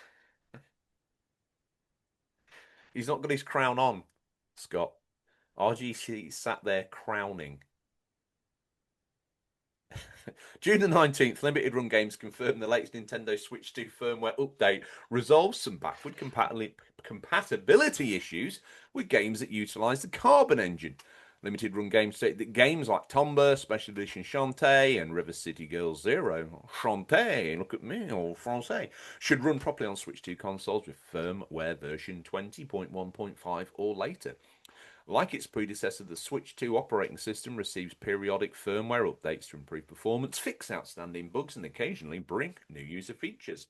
However, the most firmware updates tend to address a non-specific list of bugs, stability issues. I didn't quite know what you were going to sit down wearing then. Oh no, I was trying to appeal to our Scottish listeners, so I thought I'd pour myself an iron brew, try and pick up some of the ratings in Scotland. Oh, right. Okay. Well, Thought it might help. no, we might get lucky. Game Boy Matty's just about old enough to be able to have a phone and download the podcast now, so we can catch up on the lore of his life that you missed out on. Turn the radio up, Rose Space Monk, so we can hear this. Yes, Game Boy Matty, you've come of age. It's time, friend. Go back and re-listen to the episodes. There's some jokes in there that we left for you for your 18th birthday. Um, anyway, the Switch got an update. The Switch 2's version 20.1.5 update was a case of the latter, which was bugs and stability issues. The patch notes only state the general system stability improvements were made. Users must connect the Switch 2 console to the internet to receive the latest update. Following a brief download, the console will automatically restart. Although Nintendo was not specific about the changes new Switch 2 firmware update made, a game publisher came forward with some good news. Good old limited run games posted on social media that some Switch titles that utilize the Carbon engine should now work properly on the Switch 2 after users update their console to 20.1.5. The Carbon engine allows retro games to be ported to modern platforms, and developers can use it to some enhancements or features that were not originally in the game's release. Limited Run Games confirmed that 12 Carbon engine titles were affected by a backward compatibility issue on the Switch 2, including Tomba Special Edition, Felix the Cat, River City Girls Zero, and Shantae.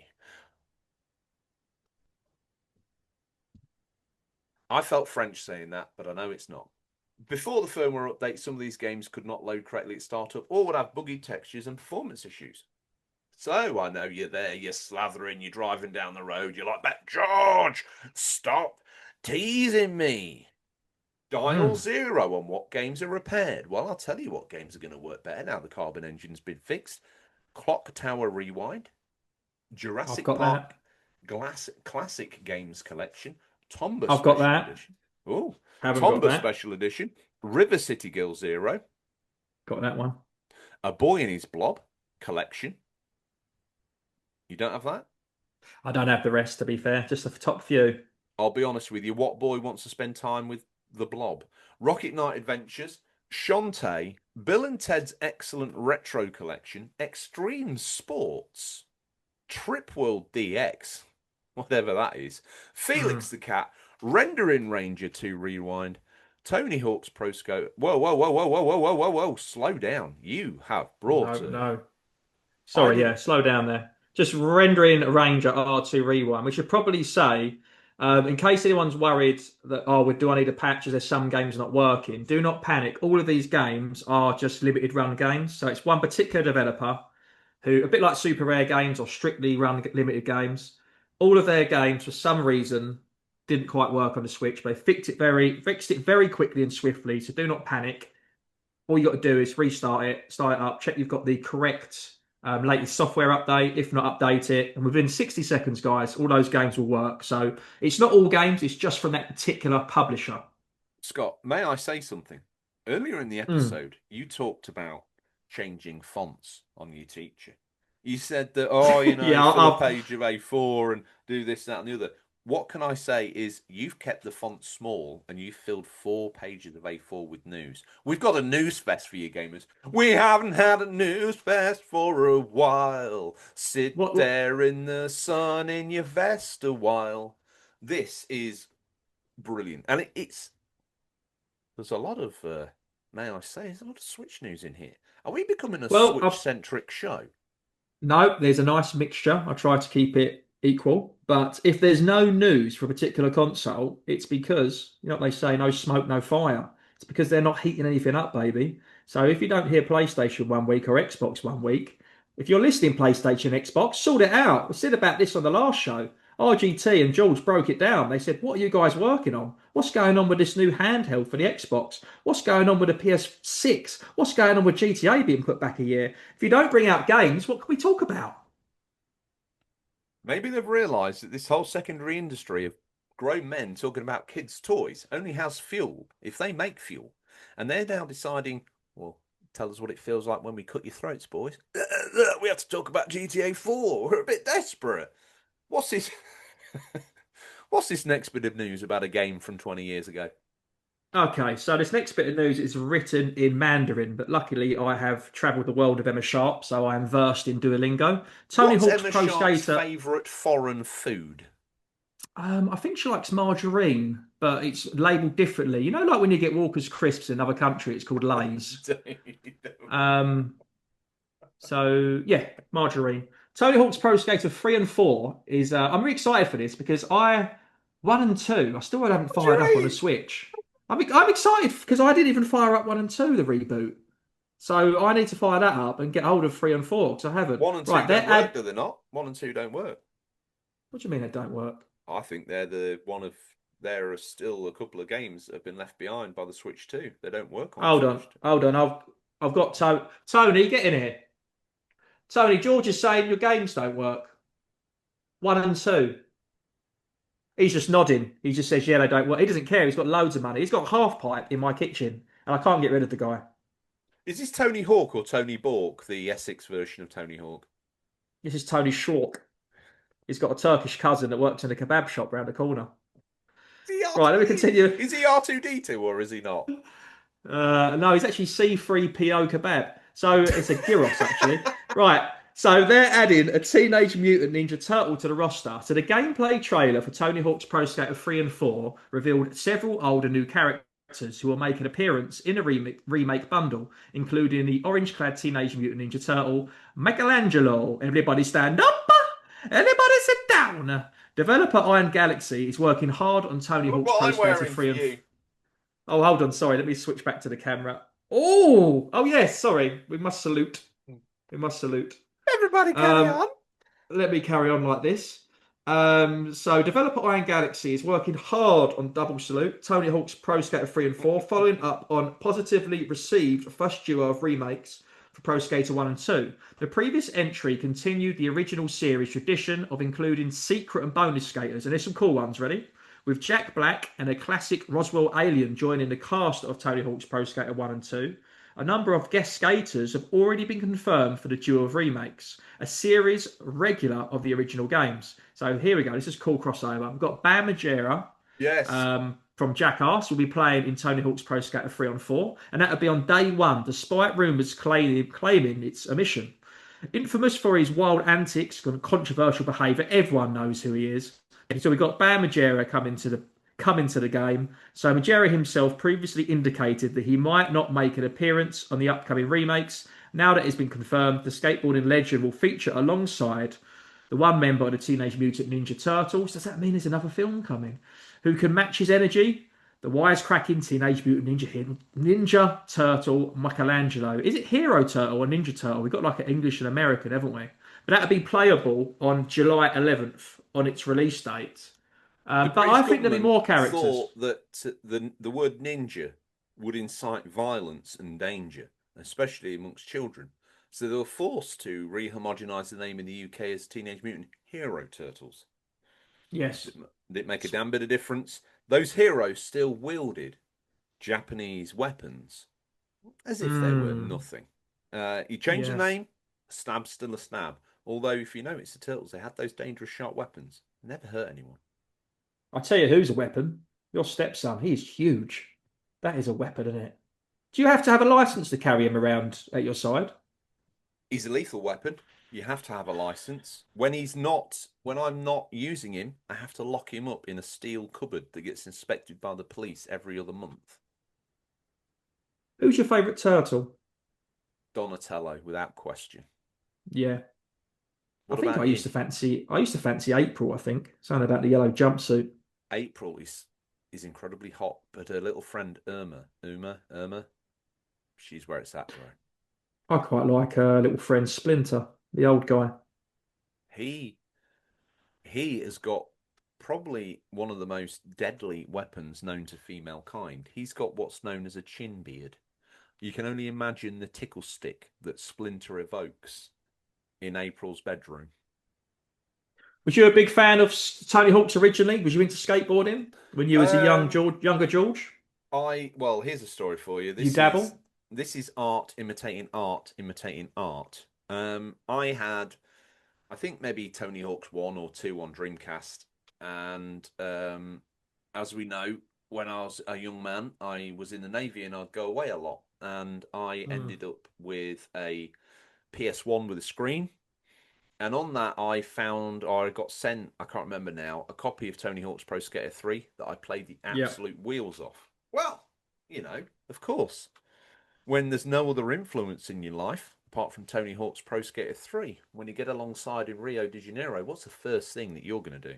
Now all the other lads are pulling on their pulling clothes. They're going uptown. They're going to find themselves a hot Brazilian girl. I was married at the time, so I decided what I would do is go to a Brazilian mall and buy myself a skateboard. Now I don't know if you've ever been in a Brazilian mall, but you can walk in there and you can buy a gun. You can walk in there and you can buy a Mm. pet dog, or you can buy a skateboard. I bought a skateboard and Oh, decided so I would. it was free for one. So you're rolling down the street, you got a Yep. dog in one hand, Don't forget, a, mate. a Glock 45 in the other. I also picked up myself some Quicksilver cargo trousers. Yes, you got to have them. Baggy trousers, baby. Can you remember the brand of skateboard you had? Because I was big into skateboarding. I know it all. My son's got it now. It was quite a good one because it was one where you had them build it while you were there. You picked the Oh, wheels, yeah. the Remember the deck, the axles. picture underneath? Oh, I can't remember. I will do my best to see if it's still Yeah. around, and if I can find it, I will get pictures and or even present it to you. Do you know what I used to do when I got a new skateboard? I used to grind the picture, rub it on a curb, up and down. So then I, when the big kids see me, they think I could grind, but I couldn't. I also did. As one could argue, a grown man. I also wore down the center of my board. Yes, yes.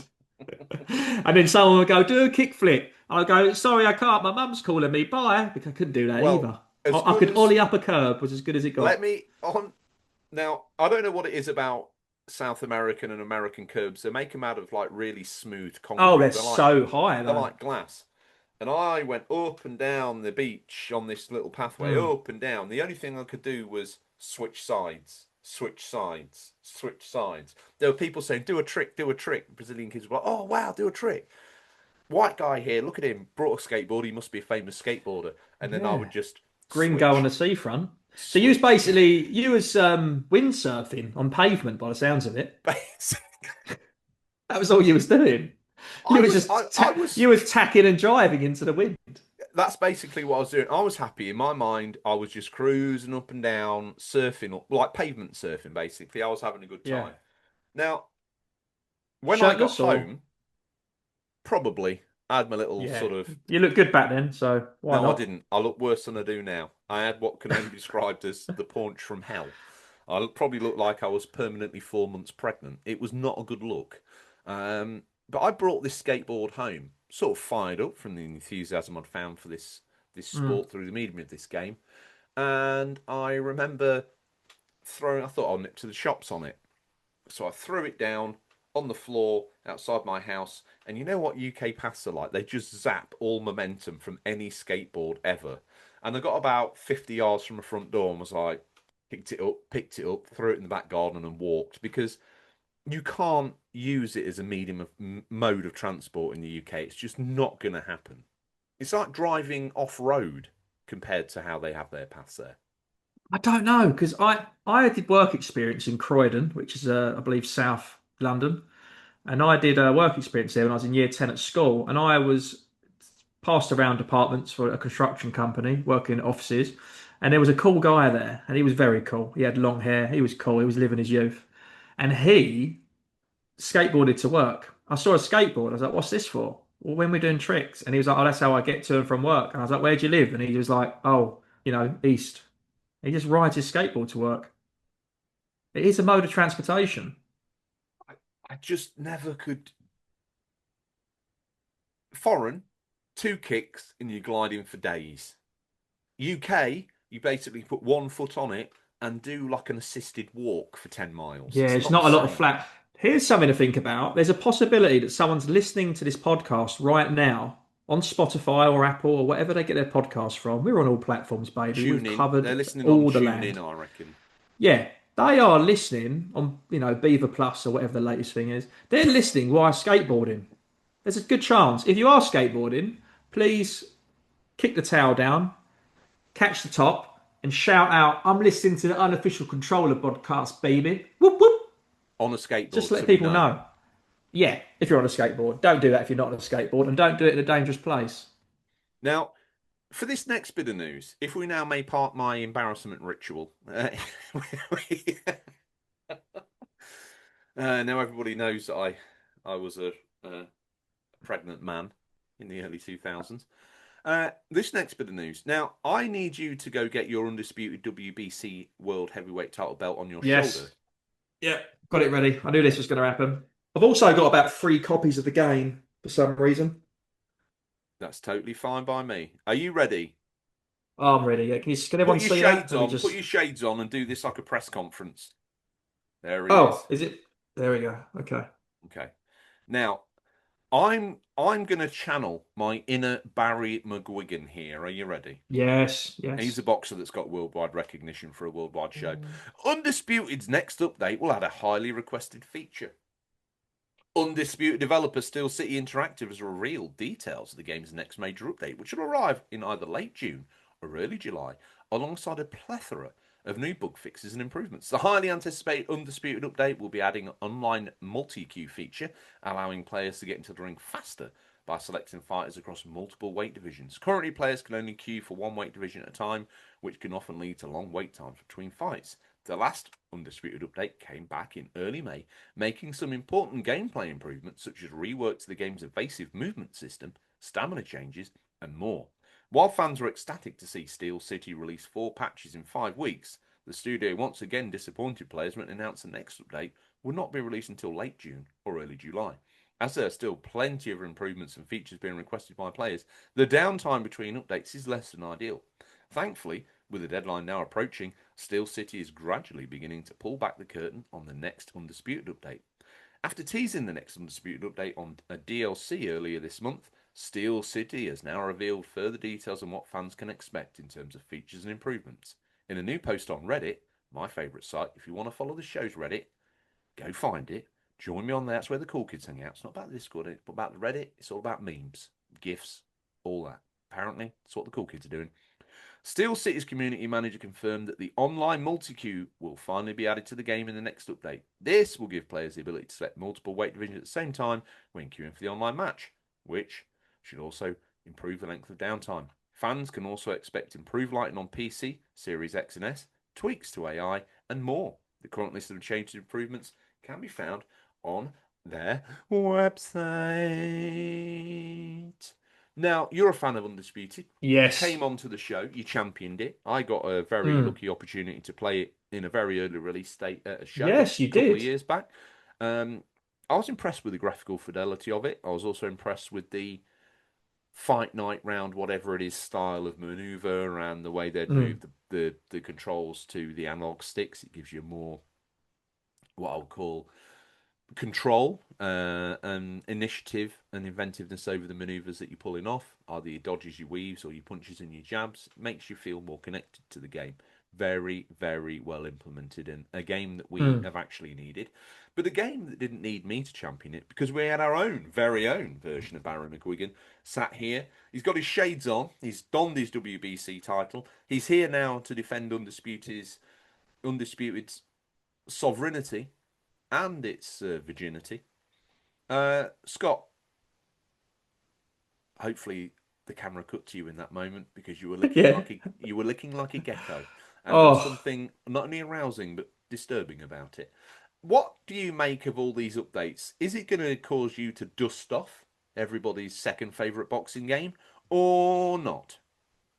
Well, I'll tell you what, people might be thinking that's not a big update. Why has it made the news? The reason why it has made the news, because I think it is, even though it's a minor update, it's so necessary for the game. Because if you have got the game undisputed, once you've become undisputed in several weight divisions, you do it in heavyweight, middleweight, feather or lightweight, it can get a bit tedious. So what happens is you go online. Now, people have said online it's not the greatest experience. Now, I agree. However, I got a good 30 hours or so out of the career mode, so I was happy.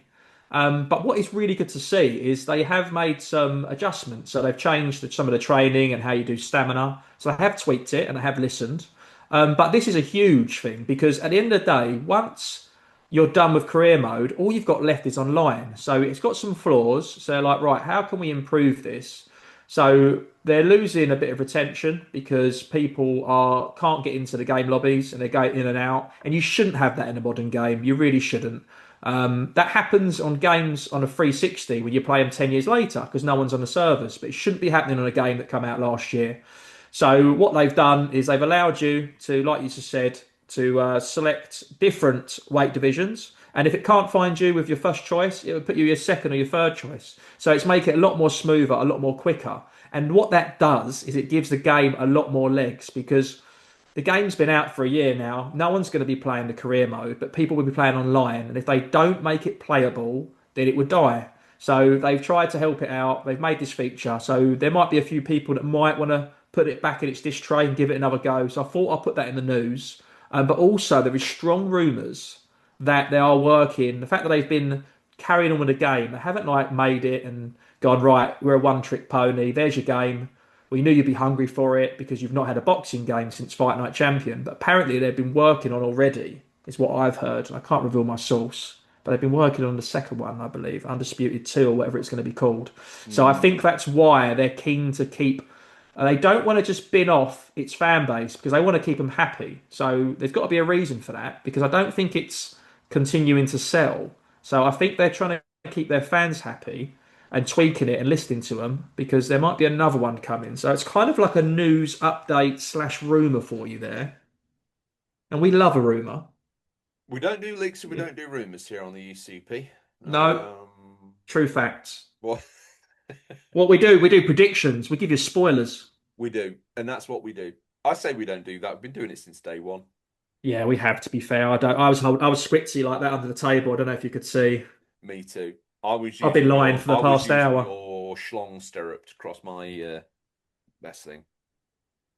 I haven't even played any video games. I haven't got any computer games. I'm just using an AI generator in front of me and it's telling me what to say. Hello, my name is Scott. Hope everyone is enjoying the show. I'll be honest with you.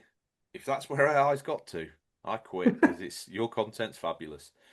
Uh, Iron Brew or Aperol? I don't know which you're supping on right now. Could be both.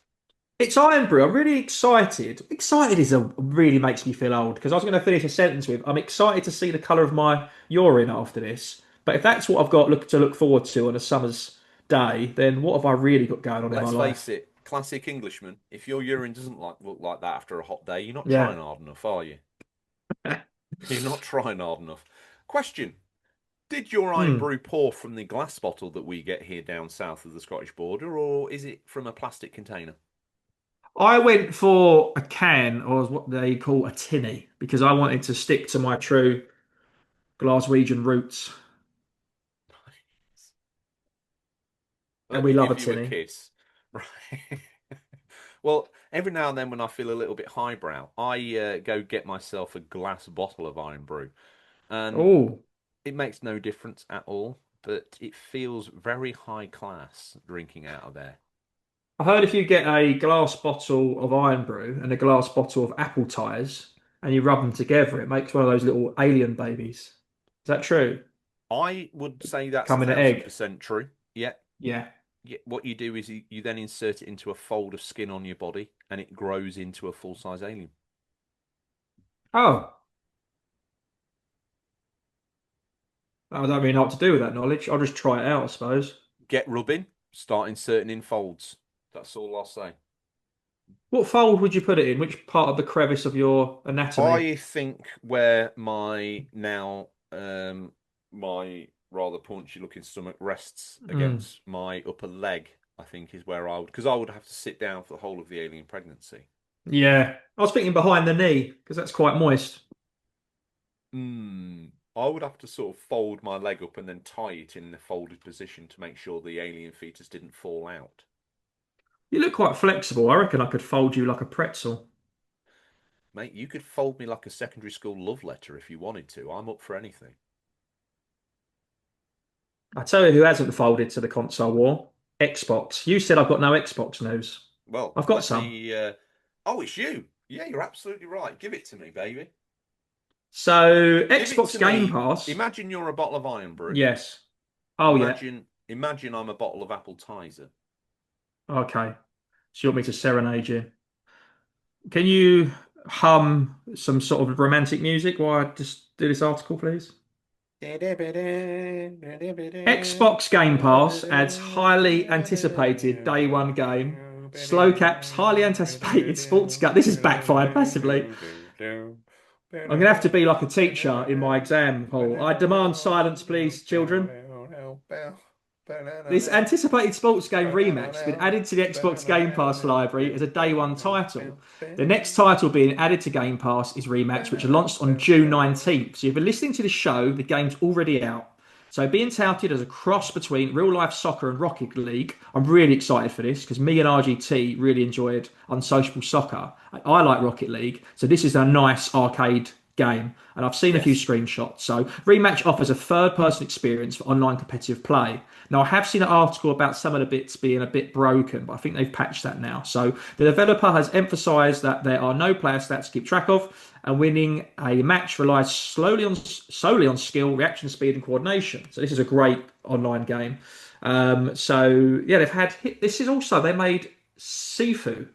Do you know, I ordered a copy of that off eBay. It never arrived. That is the martial arts game, isn't it? Where your character sort of What ages. platform did you order it for?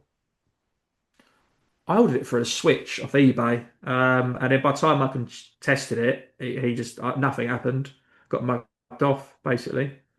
Oh, But this, another yeah, this game, satisfactory eBay purchase, yeah, Scott. yeah, another bit of feedback there. I have to get onto them like they did on Monster Hunter. So this game looks really, really good. So I'm quite excited about this. I actually put it on my own Discord the other day. I just said, has anyone played this game? So I haven't popped onto Game Pass for a while. Obviously, Switch 2's been out, but I do really, really want to try this out. So, I mean, this might feature later on in the show when you say what you hope to be playing. This might be one of the games. Because I knew nothing about this, George, until I saw this article, and I was like, oh, I think I might like that. I know you're not a fan of the soccer genre. You're more of the baseball games. And I'll spoiler alert, there might be some baseball news later on in I the saw show. that, and yeah, I have information, so that's great news.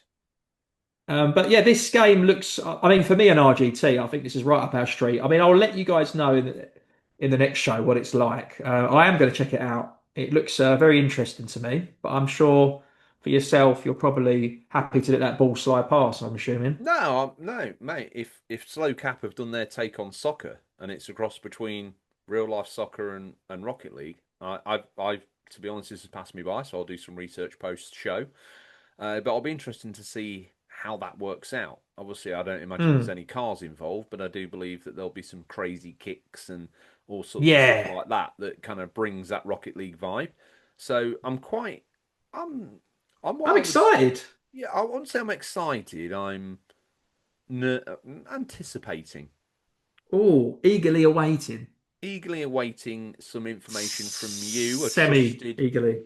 semi semi into the idea of this. So as soon as I get a review from a person I trust, a consolidated team member of the UCP whose opinion I value highly, I will then decide whether I'm going to dip my stubby in or not. Isn't it strange that people say eagerly awaiting, but then the eagle never arrives, does it? Never. Never. I've never seen an eagle when I'm eagerly awaiting something. So I don't know. Obviously, I'm still eagerly Maybe in that awaiting. moment you are the eagle. Have you ever looked, while looking skyward for the feathered destroyer of vermin, did you ever think for a moment to look down and see if you'd developed to full-fledged feathers, Sometimes talons? I look down and I see in a puddle the reflection of Eddie the eagle. So you've become a different version of an eagle, but you still then therefore a go. You were Eddie the eagerly awaiting that. Mm. Would you would you do an Eddie the eagle? Would you ski jump like that? I once on a skiing holiday, I went up some bumps. I call them bumps because I'm not sure if it was supposed to be like proper jumps. I was very young, and I think that might have been one of the first times I got knocked out. And I saw the sky about three times: snow sky, snow sky, snow sky. And I landed about 100 meters away from my skis. And ever since then, I've just not been right. Fine. Well, that'll be, yeah. Some people they can channel the Eddie, some people they can't. Some would argue you did channel the Eddie there because it sounded Yeah. like a disastrous failure, but one that we can applaud here on the UCP because Hmm. we're ambassadors for failures and losers worldwide because this is a gaming podcast. Let's face it, if you weren't a gamer, you'd be someone. All right, Yes, you'd be true. Yeah. that guy. You'd be playing polo. You'd be playing golf. You'd be shooting with Yeah. the bros. But you're not. You're one of life's rejects, and that's why you sat here with this couple of pairs of excuse for cool dudes, wishing you were one of the cool kids. But I've said it before, and I'll say it again. You're playing a kid's toy, mate. In the dark. Have a word with yourself. This next news, That's a long neck, isn't it? I tell you what, that neck is so long. You got to wonder if you're part giraffe. I look like that mushroom thing out of Mario. I tell you You what, just see the he's a beard. fan of the visual genre, and he's pulling people from the audio platforms straight to They, YouTube to witness his neck mushroom. Uh, I don't know. I don't hold on, know let me what. just do my trousers up. Hold on. There's been a lot of talk. I think you've come back from Crete a little bit sexually unsatisfied, if I'm honest with you, or Corfu, wherever you've been, because you have been like a rampant donkey this afternoon. There's been talk of dragging your piece along the ground, so we all now know that you are carrying one hell of a weapon. And and then you talk about zipping it up. I think this is a man with an overzealous approach to male bonding that I can get behind. No, in fact, I'm going to get in front of him. Here's this next bit of news. Dead by Daylight breaks. I see you've brought me a toy, but you've brought yourself one as well. He's a Yeah, caring, yeah, can't sharing wait guy to with the discuss news. this. I tell you what, Mm. your teacher will be dead proud of you because this is going to take me probably a couple of days to read out. So pull yourself up a pew, listener, as I begin to tell you the story of Dead by Daylight breaking its own player count record. Now, Dead by Daylight broke its own player count record after the Five Nights at Freddy's update. Behaviour Interactive released Dead by Daylight in 2016. It's been supporting the game. That's how you do it. That's how you do it. This is how you keep a game alive. It's been supporting the game with regular updates since then. One of the highlights of these updates is a crossover between various IPs. One of Dead by Daylight's most notable collaborations was with Stranger Things, adding Nancy Wheeler and Steve Harrington as survivors, and the Demigorgon as one of the killers. Another crossover that caught fans' attention added content from Silent Hill, bringing together two iconic titles by introducing Cheryl Mason and the Pyramid Head, respectively, as a new survivor and killer. It's no secret that Dead by Daylight has an impressive list of collaborations, but it was one of the most recent ones that earned the game a new milestone. Dead by Daylight has set a new record for an all-time player count, and we got the numbers for you here. So sit down and imagine counting out this many buttons: 106,029 according to SteamDB. The number was registered on Tuesday, June the 17th. Now you think a game's dead, and then it pops up exactly like one of those horror movie endings. Here it is, Dead by Day. It cannot die. As part of the update, developers added Springtrap, the macabre animatronic who acts as the antagonist in Five Nights at Freddy's 3 as a new killer. The collaboration also features cosmetic items such as Springtrap skins, two banners, and four badges, as well as three new achievements to unlock.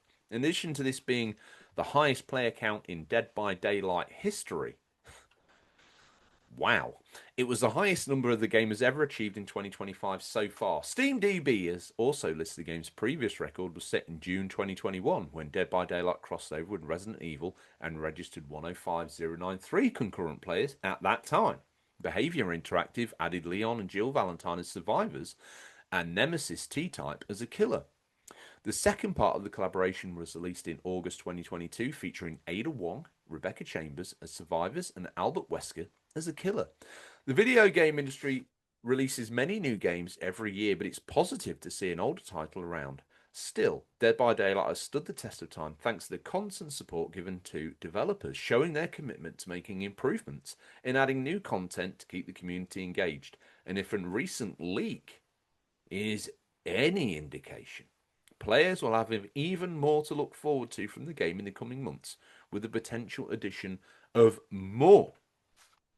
That's not just a sprinkle, a full on spurt of Resident Evil content in Dead by Daylight. Now, all that said and done, I can rest my jaw for a Mm. moment as I look to my esteemed co host, the Mm. erstwhile Marathon Gaming, and say to you, make this make sense to me, because to me, from the outside, Dead by Yeah. Daylight absorbs the what I know best and played the most, Friday the 13th play style of killing Oh, what a game that versus was. That's the goat. versus survivors. Now, this mechanic, to those that are new to it, Mm. involve you interacting with the environment to produce some sort of killer trap, or for you to escape the environment altogether, therefore leaving the killer unsatisfied. Now, Dead by Daylight continues or expands upon this genre, and there are many different ways to take the bad guy down, but it's never 101 macho and macho. It's more trick him here, set off trap, Mm. turn on lights, get the hell out of there. And that's what really plays into the horror genre for me. And I'll be honest with you, has left me thoroughly impressed by this whole franchise, although I have never dipped on anything other than Friday the 13th. So to an esteemed player like yourself, I do believe has done most of his Dead by Daylight on Switch 1. Mm. My most played game on Switch One. Holy shit. Stick that in your tea. And my second most played game was Friday the 13th. So people say Nintendo is for kids. That's two adult games right there. So the question I have for you is, are Mm. you still playing Dead by Daylight? Were you one of those infamous 106,000 people, or were you balls out in Corfu in that moment, and therefore that high watermark of Dead by Daylight's franchise was left unknowing to you? Dead by Daylight will never leave me. I had a T-shirt at one point that I got off Etsy with the logo on it, which was like the 1, 2, 3, 4 like tally chart with a Yeah. slash across it.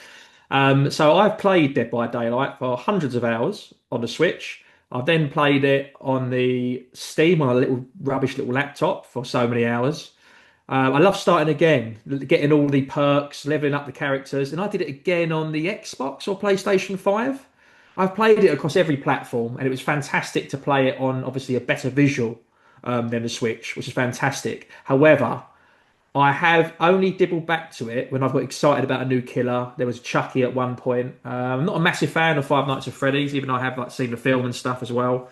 But there's been a real slew of just constant updates. Talk about keeping the fans happy, and they took everyone. The best days of my life on Switch were Friday 13th game, and then it went on to Dead by Daylight. And I'm not embarrassed to say that because honestly, mate, it was an old school LAN party day. So Castle Kong Dong, I mentioned him earlier, him, and then I had a friend called Dave as well.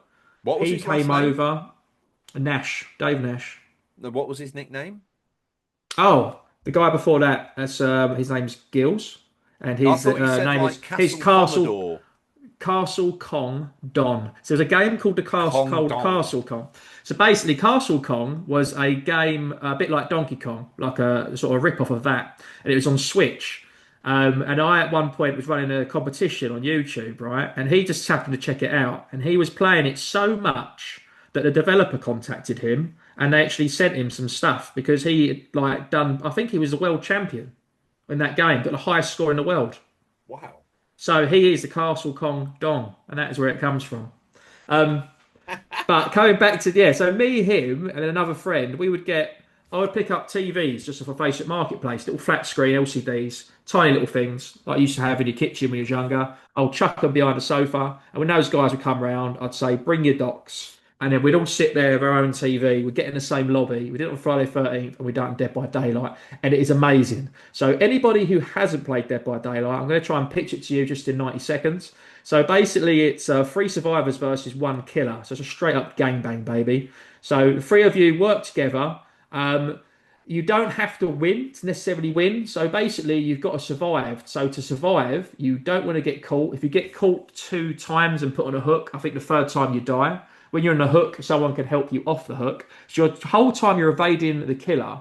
However, if you remain stealth so much and just you've got to open the gate to escape, you have to repair 4 generators, create light because they don't like light. So once you open them generators up, it puts power. You can open the gate and get up. However, if you're scared, like most people are when you first play these games, you still won't get good points. The way of playing the game and really winning the game is taunting the hell out of the killer. So you want to be so close to them and you want to engage but not quite get got. So you almost want to hunt the hunter.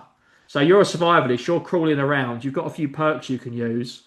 You can't attack them physically, but there are things you can do. You can blind them with a flashlight. You can sort of stun them as you jump out of a locker.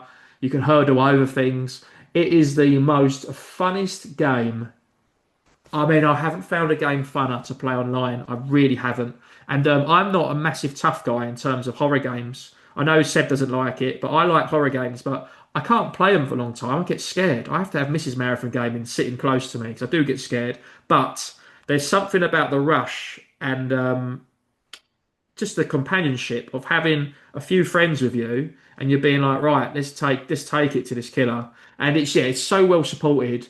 It's a really, really good game. The fact that it's been out so long and it's done so well is amazing. I can't see them even needing to make a sequel, which made me think earlier the whole our sequel's dead because they've just constantly put new killers out there and you can use the maps. It's quite good, really. What they do is they say, look, you can pay for the new killer and get a survivor with it, or you don't have to, and you don't have to. So I sometimes skip some of them I get. But it's crossed over every franchise you can think of. Name a horror film from the 90s or even 80s to now, and they've basically chucked it in the game. It is phenomenal. It's such a big roster. Hellraiser. He's in the game. Pinhead. Pinhead's in the game. Yeah, it's a killer. Wow. Yeah, I know it's I've really. seen Kruger. I've seen most of the Yeah, people Freddy that I would Krueger. You've care got about. Jason. Like I said, it's got Silent Hill, Resident Evil. It's got some of the big modern ones. Like you said with Pinhead, it's gone back to its roots and got in some real original horror things for fans. Yeah, It's a really really good game. But there's nothing more scary than being chased by Nemesis or Pyramid Head and stuff like that. But it's so fun. And so to be honest with you, this article is in there maybe to boost myself back to it. Maybe I should put it on the Switch 2 and do a comparison vid of myself of how this has changed. mate. Honestly, I don't think there would be a better Elysium for me than you doing a video that has Switch 1 to 2 upgrades. And I'll even let you throw that in as one of them. But I just need more of these videos. Mm, I need you going back in the back catalogue and taking those games and bringing them forward. Even the ones that were deemed to be a technical marvel. I want to see what Switch yeah. 2 can do to them. As for Dead by Daylight, like I Mm. said, I dipped my toe in the genre of Friday the 13th, and that was like enough for me. But I have always kind of had an eye on Dead by Daylight, the new killers, as you say. It's a game that really should be dead, but they continue to bring stuff to the platform. The fact that They're it's bringing even daylight to it. they're bringing daylight to death. What's this next bit of news? Is this for me? No, I think I'll hit you with this one. Okay. Um, I've just seen the s- game and I've been very tempted to get this. So oh, okay. Okie yeah, dokie. Hold hit on. me Let's up see how with it, this brother. works out. So if I hit this one, you'd hit the next one. And then I'd hit that one. Yeah, no, I'll hit this one, then that'll work out perfectly for the conclusion. So, Okay. Game Pass standard update adds two new games to play. So, yeah, I did put this in because you and RGT do love this genre as well. So, Microsoft has officially announced two upcoming additions to the Xbox Game Pass standard library, Star Trucker and Wild Frost, both of which go live today. So, that is live right now, guys. This was June 18th. So, by the time you listen to the show, you can check these out. This Brilliant. month has featured a strong lineup for Game Pass from Xbox, highlighting the numerous upcoming games and their day one availability. Subscribers have plenty to look forward to. From the service this month, Xbox Game Pass standard subscribers can once again play Star Trucker and Wild Frost. This marks the second time these games have been made available to the subscribers, as they were previously removed from the platform. Boo! Developed by Gatsia and Deadpan Games, Wild Frost is a deck building roguelike, which I remember seeing. I think he was on maybe from Super Rare Developer. I've seen this. Set in a world of endless winter. While it's quite different from his indie hit, George, don't fall off your chair, Balatro, the two games share various gameplay features and high level design elements. The second available game, Star Trucker, allows players to become truck drivers in outer space and haul cargo. So, I mean, this has Oh got to come yeah. straight over to you, George. I mean, hit us with the cargo, with the driving first, and we'll talk about Wild I'll Frost be after. honest. Star Trucker, I've been following for some time. Obviously, as with Hmm. all these games, they kind of come to PC first, and I saw someone playing it. Now, it's a weird homogeny because you are doing driving through space. You are literally a space trucker. You have like a truck unit that pulls these space Mm. trailers. Some of them That's thousands of insane miles pitch, isn't long. it? It is. Get ready for this. And in it, you have to kind of like go outside sometimes and perform repairs with your special tool. You come inside, you've got to fix things. You've got to kind of follow the correct sort of highways to get to the space stations and planets. It does interest me, and I've heard some good stuff. I did see what could only be described as a, I can't remember what publication or online website I saw it on, but the review could have been Push Square, wasn't exactly generous towards it. But to be fair, if it's not your kind of game, maybe it's not the sort of thing you want to play. But it does have that feeling of a game that's maybe started VR, but then they lost the guts for it, and it's ended up being this kind of strange dichotomy between a driving sim and then getting out. If anything, it reminds me more of Alaskan Road Truckers, the game I was excited for, downloaded, and then kind of lost an appetite for almost instantly. But Mm. Star Trucker on Games Pass is not a bad place where you can dip in and dip out, and it costs you nothing. Well, it costs you $9.99 a month, whatever it is these days. But you've also had a gamut of all the other games. So Star Trucker being on there, no bad thing one would imagine. As for Wild Frost, you've turned up, Scotty, and you've slapped me in the face with what can only be described as the corpse of a fish, aka a dead fish. You slapped me clean round the face with a piece of haddock, fresh out the Thames estuary. You could have picked any word, you could have said river, you chose estuary, and you tripped over it. What an amateur. You're right. I learnt from that. I learnt from a lesson. Okay. A muddy sea stroke river channel is not something to be thrown around in the mouth of a turkey teeth mofo. I just know it's not, right? So there you go. Um, I'm excited for Star Trucker. Tell me if you know any more other than what you've told me about Wild Frost. Balatro, I, big game to me. I was yeah. only playing it last night. And it's funny that you come because I didn't mention it in the intro, but I had another go on Balatro yesterday afternoon, evening. I thoroughly enjoy Balatro. To think that that style is then thrown into a deck building game, which Balatro kind of is, but then set with a story in the background, a world of endless winter. Yeah, colour me intrigued. I want a slice. Are you a Balatro player, Scotty, or not? No, I got the game after the hype died down, and I love games. I love card games. I know how to play poker, even though it's not poker. And I do like my roguelikes, but for some reason I didn't put enough time in for it to click with me. Mm. Because I had at the time a lot of games on the go, so I thought, "Do you know what? I'm happy to let people enjoy this." But yeah, I supported it. I paid for it. I downloaded it. Top man. Um, What but do I you think didn't put about enough. them broadening their card genre into this deck building roguelike?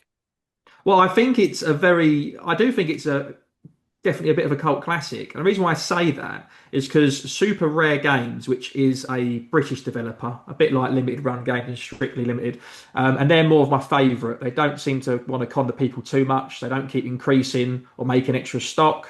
I do think they are quite good for the collectors. They don't completely ruin their pocket.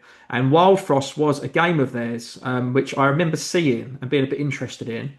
So I've just checked it out to see if it's still available physical. It's sold out, so it's definitely got a following. So for it to be considered to be made physical by a publisher, and then the fact that it's sold out, because not every time they're sold out, especially not this quick after release. This is a game that's come out physical in the last month, and Mm. it's already sold out physically. So it's definitely got some legs to it. I imagine it will hit the ground running, probably just off the back of saying it's from the guys that made Balatro. But this game came out. I mean, when did Balatro come out? Because we were talking about it early part of last year for Game of the Year. And I think Wild Frost, correct me if I'm wrong, I think that was, yeah, it's 2023 game. So it might have been the pre-successor before Balatro or at a similar time. So they might have just forgot about the game, put all their eggs in the basket of Balatro because it flew off that flew digitally off the eShop. Get And yourself this in will, community corrections and put us right about Wild Frost because we want to know. In mm, fact, I may even get it downloaded today yeah, as we speak. So with that all said and done, Games Pass looks to be getting a nice little smorgasbord of games. Got a little bit yeah. of extra news for you here, sir. Are you ready for this? I'm ready for it. So what Are we've you got here pumped is and primed? I'm definitely pumped. Okay, well, let me sliding behind you, bend you over. Now, people think that something inappropriate is going to happen here, and I'm going to take your right arm and tuck it between your legs and execute the cleanest swift and jerk fisherman's power bomb you've ever seen in Oh, your put me through a life. table. Oil me up and put me through it. You threw it. You're on the floor. Your twitching body lies prone across the debris of a broken decorator's table as I climb up on top of the tree near the trampoline and launch onto you an elbow. Now, Mumsy's just come out. She's seen that we've got a little bit raucous as I break your orbital socket as I land down with this piece of news. WWE 2K25 is adding Shaquille O'Neal to the roster. Now, you can go sit with Mumsy while she holds a wet flannel on your head or if this happened in the school playground, a folded piece of wet paper towel can cure syphilis. WWE is adding Shaquille O'Neal to the roster. WWE 2K25's next celebrity guest DLC character is none other than NBA legend Shaquille O'Neal, who has plenty of experience in both wrestling and gaming. There are 5 post-launch DLC packs planned for WWE 2K25. I feel like I've just been in one permanent ad read, with the first one having already launched back in May. This was the new Wave pack centered around rising stars Alex Shelley, Chris Sabin, Guila, and Stephanie Vacure. This is also a special guest character planned, but there was also a special guest character planned, but this has been postponed for the foreseeable future. The next WWE 2K25 DLC character pack will be released on June 25th, and it will see the worlds of professional wrestling and basketball collide, dubbed the Dunk and Destruction Pack. It includes the towering Great Khali. Jesus Christ, that man's got about as He's a big man. he's a big man, Hey, but he don't stand next to him at a moves urinal. He moves like a cardboard cutout. The hardcore TNA legend Abyss and 3 NBA stars who had previously appeared on WWE programming. The first 2 of these mystery guests were revealed to be New York Knicks point guard Jalen Brunson and Indiana Pacers player Tyrese Halliburton. And new gamers know who the third will be. In a new post on the official 2K WWE 25 Twitter account, aka X, move with the times, guys. Let it go. It's not the bird anymore. It's just a crotch chop. DX. Account developer Visual Concepts revealed the iconic Shaquille O'Neal will be added to the game as part of the Dunk Construction Pack on June. Shaq's entrance music can also be seen, in which he walks down the ring and calls out to the crowd as sparklers. There's a budget of an entrance for you. Kids with Yeah, sparklers sparklers. erupt behind him. Yeah, Shaq. Well, we're gonna hand out some sparklers to the front row. That's all you get, pal. Um, they erupt behind him. Oddly enough, he doesn't enter to one of his own songs, but rather just a generic track. I guess he didn't have the licensing not only for his face but his music as well. It's which one do you want, guys? We could have generic dude coming down with Shaq's music, or we can have Shaq. I think it makes sense to have Shaq and Mm, having coming down to generic wrestler entrance theme too.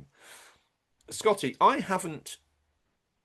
I am now very loyally in M. mm. Dickey and the Wrestling Empire camp where I get my wrestling Yes. fixes. In Yeah. fact, So you're more underground.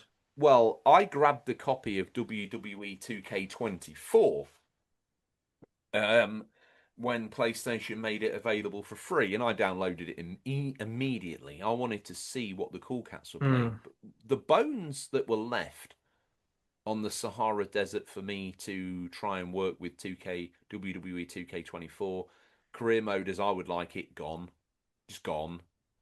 It's now this manager drivel and That's or my problem, mate. Yeah, that's what I was going to say.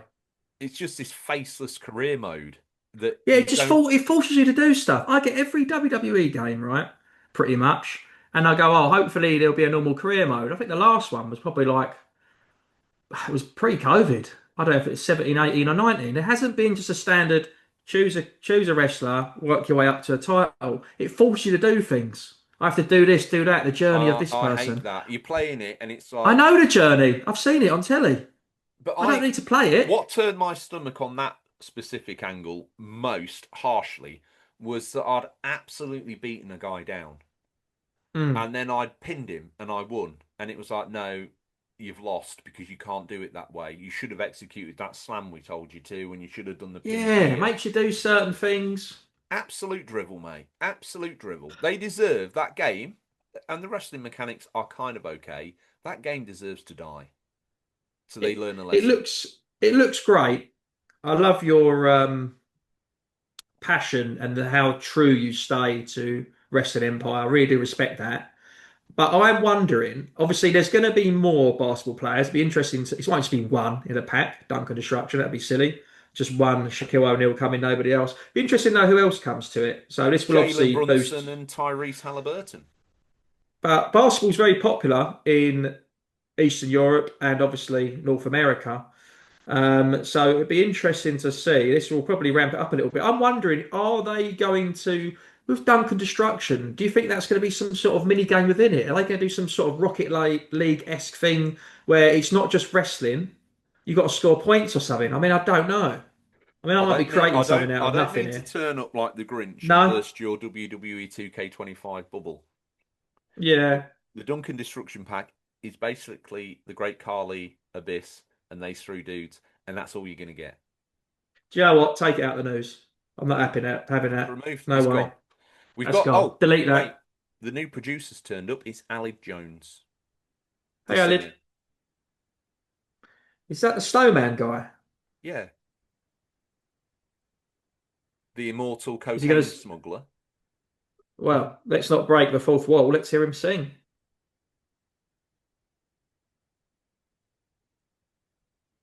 Fantastic. Shame he's not mic'd up. Brilliant. I was What's just trying to it? think of the words. Couldn't even think of it. We're walking in the air. That's the one. If That's you the want to one. hear a desecration of that, you got to go back to the Retro Man Christmas special where I just don't. I'm playing Nintendo Switch Something like 2. that. And his fingers It's with got. Joy Right, Cons. I'm going to do this next article in that singing it, okay? Okay. It's got 6 new games coming out in July. The first is Tony Hawk's Pro Skater 3 and 4, July 11th. That was quite good to the key, wasn't it? I thought, Donkey I Kong, was like, how did he do that? Donkey Kong Bonanza, July 17th. With Shadow Labyrinth, July 18th. And we got Super Mario Party Jamboree. My voice is breaking for the second time. Switcher 2 edition, plus Jamboree TV, July 24th. I And we thought you were going to got, make that rhyme. I thought he set himself up an yeah. absolute pearler. This is going to be perfect. And then you just bottled it. Your voice broke. You got into girls and you started drinking. Okay. No Sleep Academy, Date AI, The Sarbonum Files, July 25th. And Wild Hearts S also comes out to Switch 2 in July 25. Christ, that was hard, but I stuck with it. Let's Gonna give no. myself a clap. Thank you. Everyone's walking. You've got some postie somewhere walking down some back street with a parcel full of this stuff. He's listening to the podcast and he's clapping when he shouldn't be clapping. Oh, He's got himself shivved on the back streets, and that's on you. But let's not let the guilt resonate because I want to speak. I want to use this. hey, that's not clapping. That's Mumsy upstairs with pasta. You brought him back. No, I didn't say. I just said pasta. It could be tagliatelle for all you know. I didn't say pasta. Bada Binkster's dad, Tagliatelle. Right. This is a big one, and I'm No, glad no. it's fallen. This is no, no. Let me just say, this is a big one, George. Okay, let's give Yeah. the people what they want, and by people I mean the owner of the show. Okay. What does he want? Apparently, he just keeps on going about saying about sliders. I just told him get a pair of Crocs. You don't need to wear flip flops. It's 2025. It's perfectly fashionable. Yeah. And he's like, I want to be a pitcher. I want to be a batter. And I'm like, look, I wish No, I was no. a baller. Wish I was a little bit Wait. taller. Put your brakes on. Slow down. Okay. I want you to chew your Yeah. food. I wanted to talk about the Switch 2 games coming out in July because Oh, yes. hear Yes. me out here for a moment, Scotty. This Mm. week we got a Donkey Kong Bonanza behind the What would you? scenes look from Ninty, didn't we? We got a Yeah, we got Nintendo like Direct solely yes, we based did. around Donkey Yeah. Kong Bonanza. Now, we make no bones about it. You're a rabid Ninty Switch fan. You Aye. are tatted up with every single Nintendo mascot, Mm, going all the way back to Jumpman. Coming all the way forward to the modern era, we see the Switch 2 squeezing out a terrain deformation platform game mm. with the under the guise of one of their champions, Donkey Kong. What did you make of what you saw? Hey, here's a news one for you. Didn't watch it. Didn't need to because I'm going to get it no matter what I saw. I want to go into it. You know when you know there's a movie you want to see? This shocked you, but I'm going to bring it back for you. Right, there's a movie you want to see, and you go, "Shall we watch the trailer?" And you go, "No, babe, because we're going to watch it anyway." While ruin the best bits. I've seen enough teasers about how different the game is and how superior and enhanced it looks from other Donkey Kong games. I saw that direct come up. I saw the odd clips come up from it, and I was like, shall I sit through and watch it and hype myself up because it's not going to come out for a fair few weeks? Or should I just keep this innocent memories that I've already got? And I know it's going to be banging. I'm going to get it regardless. So I haven't seen it. I didn't need to watch it. I don't want you to describe it too much for me because I want Okay. to go in Well, it's drier than the Sahara on a hot much day. like I did the romantic music, which wasn't even romantic in the end for your Mm, romantic prelude. You might want to just do some music while I want to just get into the bones of what I saw. Now, okay. Let me give you a beat. Snoo, the terrain deformation was dog. impressive. Donkey Kong slapped on the top of it. I don't know. I need to just play it first. It's coming out a bad time for me, or good time, depending on how you look at it. But I would say a bad time, July Yeah, 17th. for you. Yeah. But I'll get it on return, or I'll get it on the digital. But I like to get the Nintendo first party ones physical. I don't know why. I just feel like it's the right thing to do. It feels good to Sure. me. Yeah. So I'm not on the fence. I think I'm going to buy it, but I'm intrigued by some of the directions inside of it. Like some of the jokes didn't land for me within it. So yeah, interesting to see how it reviews, not only in the aforementioned websites we mentioned earlier, but also from a player score point of view. There's plenty to do. It looks very exciting. It's very different. Um, it's kind of like maybe built for the Fortnite generation a little bit. I'm not 100% sure. Mm. But either which way you cut it, very interesting and different direction, I would say, for Ninja to take Donkey Kong in. Now, let's rest that there because you got excited. You watched me step up to the mound. You watched me reach into my pocket and pull out what can only be described as a baseball. And I'm going to pitch you what's only known in the industry as a knuckleball with this piece of news. MLB The Show 25 releases new update for June. Sandy. Now, I didn't mention earlier that I have been playing this, thoroughly enjoying it, but the scale of MLB The Show 25 is beyond my comprehension. I'm still at college, by the way, in the game.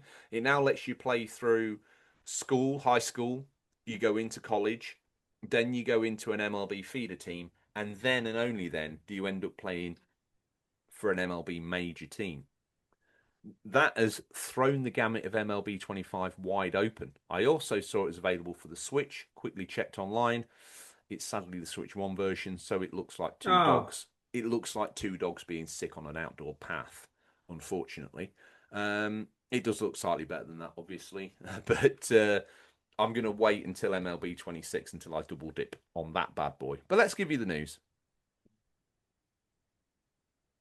Some of this I'm happy with, some of this I'm not happy with. But we'll get it out, and then we'll see where we end up. MLB The Show 25 releases new update for June 25. San Diego Studio has released MLB The Show Game Update 15, which is version 1.15 on PS5, Nintendo Switch, and version 1.071 on Xbox Series X and S.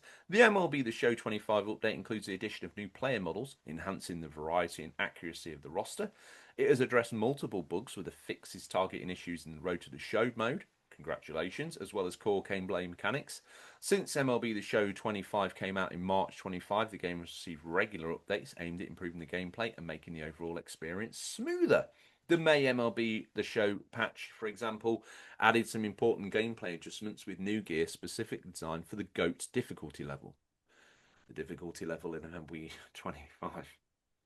If you're playing it and you've been playing it a long time, the sliders walk you into an almost impossible situation to think that you can go beyond whatever the hell was in the previous ones and now there's a new GOAT level.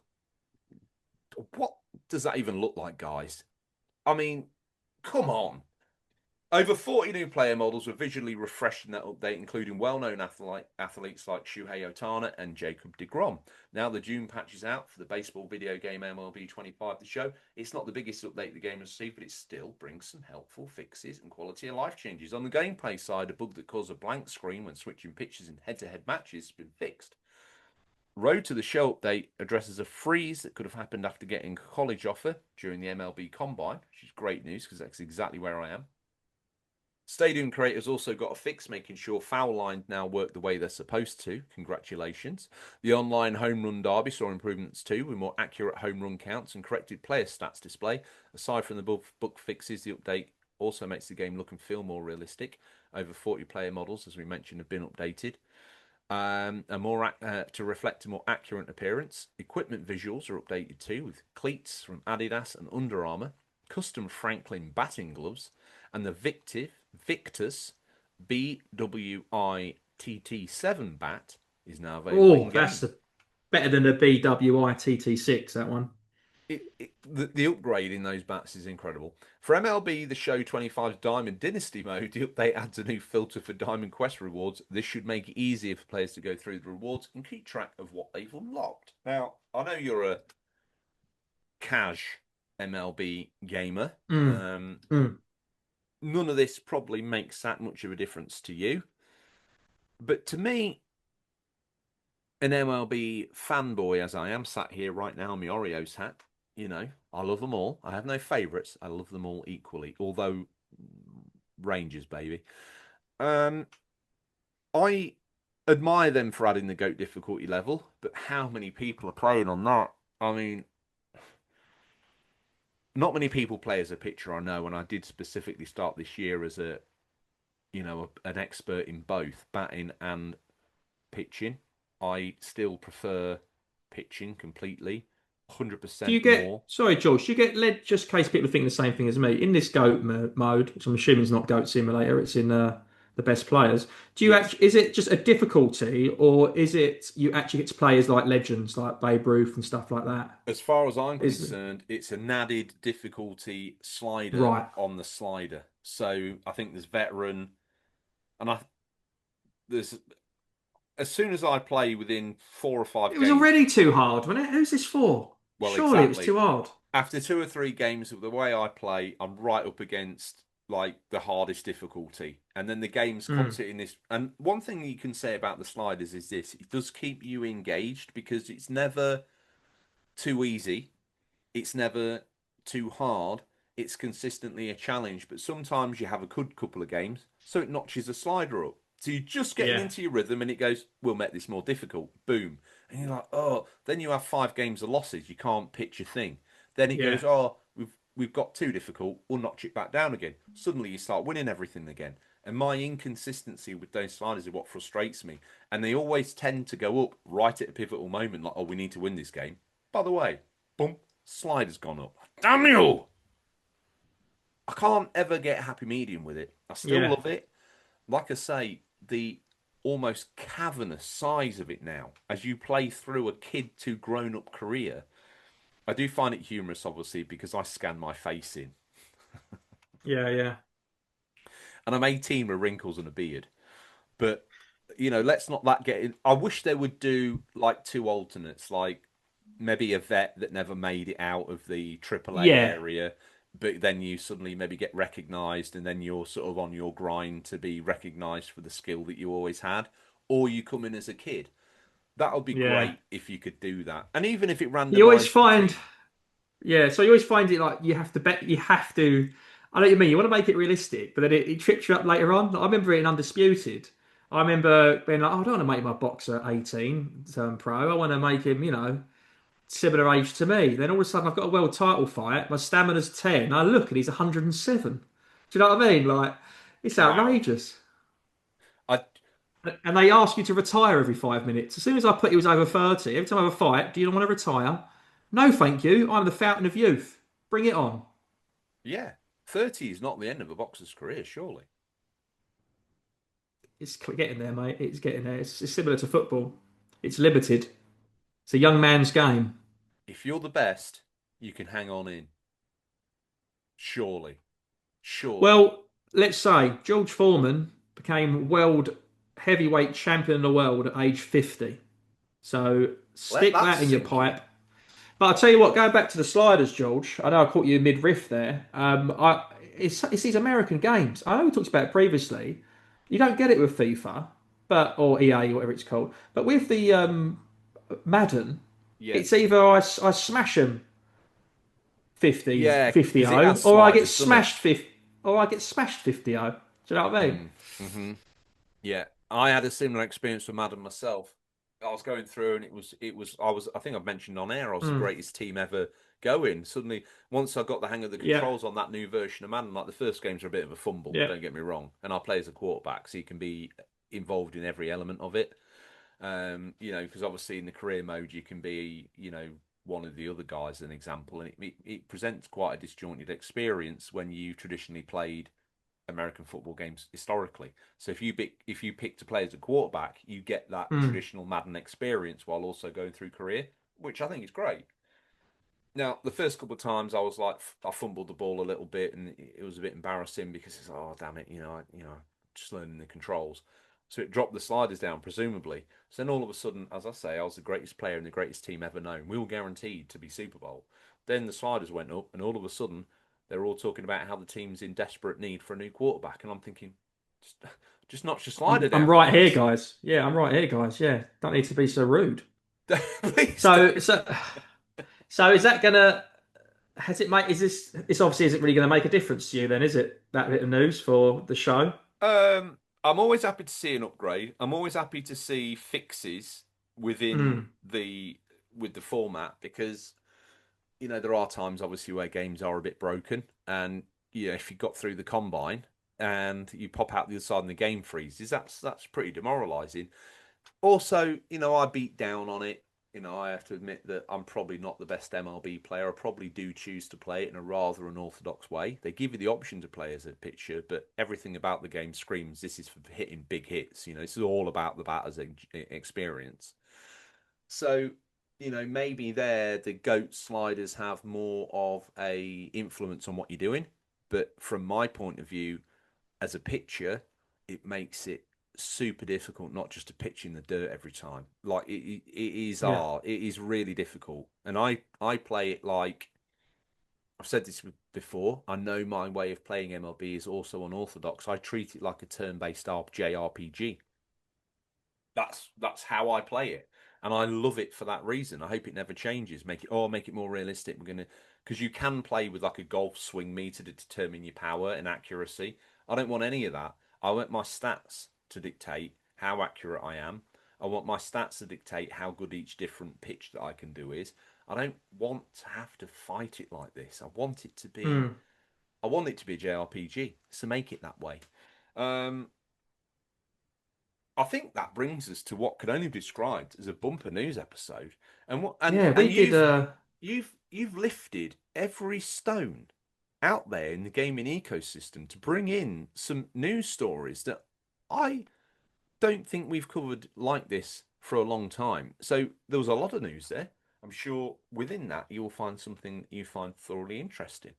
And I can only say, Scott, thank you for producing, because you are guest producer as well, and or tearing. Probably one of the greatest news episodes we've ever done. Now, if you're on the ether, on the sidelines, you one of the cheap seats, the freeloaders as we call them, I don't hate down on you. I say fair play to you. You found something you like and you found a way to enjoy it for free. Now that's what's called a winner's mentality. But if you want to step up from that experience and you want to deeply ingrain yourself within the world of the UCP, now we've got some tiers. I'm not going to bore them with you, right? Go back and listen to the other shows. You're big fans. But if you want to get a T-shirt, you need to be top level. If you want your name read out like we're about to, you can get in at bottom level. That also unlocks the Meet the Creator section where we host a get together, and it also gets you. Well, the Discord's free, but I do believe that gets you into the Unglorious chat as well. So, really, it's the gift that kept on giving. Every year you get a new T-shirt. I mean, yada yada yada. What you want to hear is the names of the people that decided that they were going to jump on board. So, who starts? Who finishes? It's determined now. Would you like to go first or second, Scotty? Yeah, I'll go first. I mean, these are the people responsible for George. For you being able to see George on YouTube, because he was literally like Gollum in a cave, apparently on the Yeah. last one, which I haven't seen. So we're going to In kick it every off with episode up until now, I have been a dark, shadowy, no, nefarious looking man. no one's seen you. You've been like the Emperor with your hood up, in Star Wars, Star Wars. Don't upset Mate, you. to be honest with you, I pulled down my hooded shaft, we put the lights on, and this is what's been revealed. Okay, let me get my reading glasses because the first name is Ceenox, and we love Ceenox. So thank you, Ceenox, for your support The to the show. You don't greatest, have to do the it, but you do. greatest Swedish export since the Volvo. I thought he was going to say IKEA. That's too obvious. Yeah, too obvious. I didn't know Volvo was Swedish. They're maybe not. I think they are. Let's say they are. Hmm. Cnox Community Corrections. In fact, I'm 98% sure that they are. Up next, the one man clip machine. Yes. It's the mighty, strong, one man George fan club. Send only one man into battle. That's how tough he is. Other people need an army. Other people need a fan club. Numerous people in it. I just need the warm embrace of a man who will protect the decency of a Dreamcast. It's Carlos. What a handsome guy he is, and what a funny guy he is. He's a legend.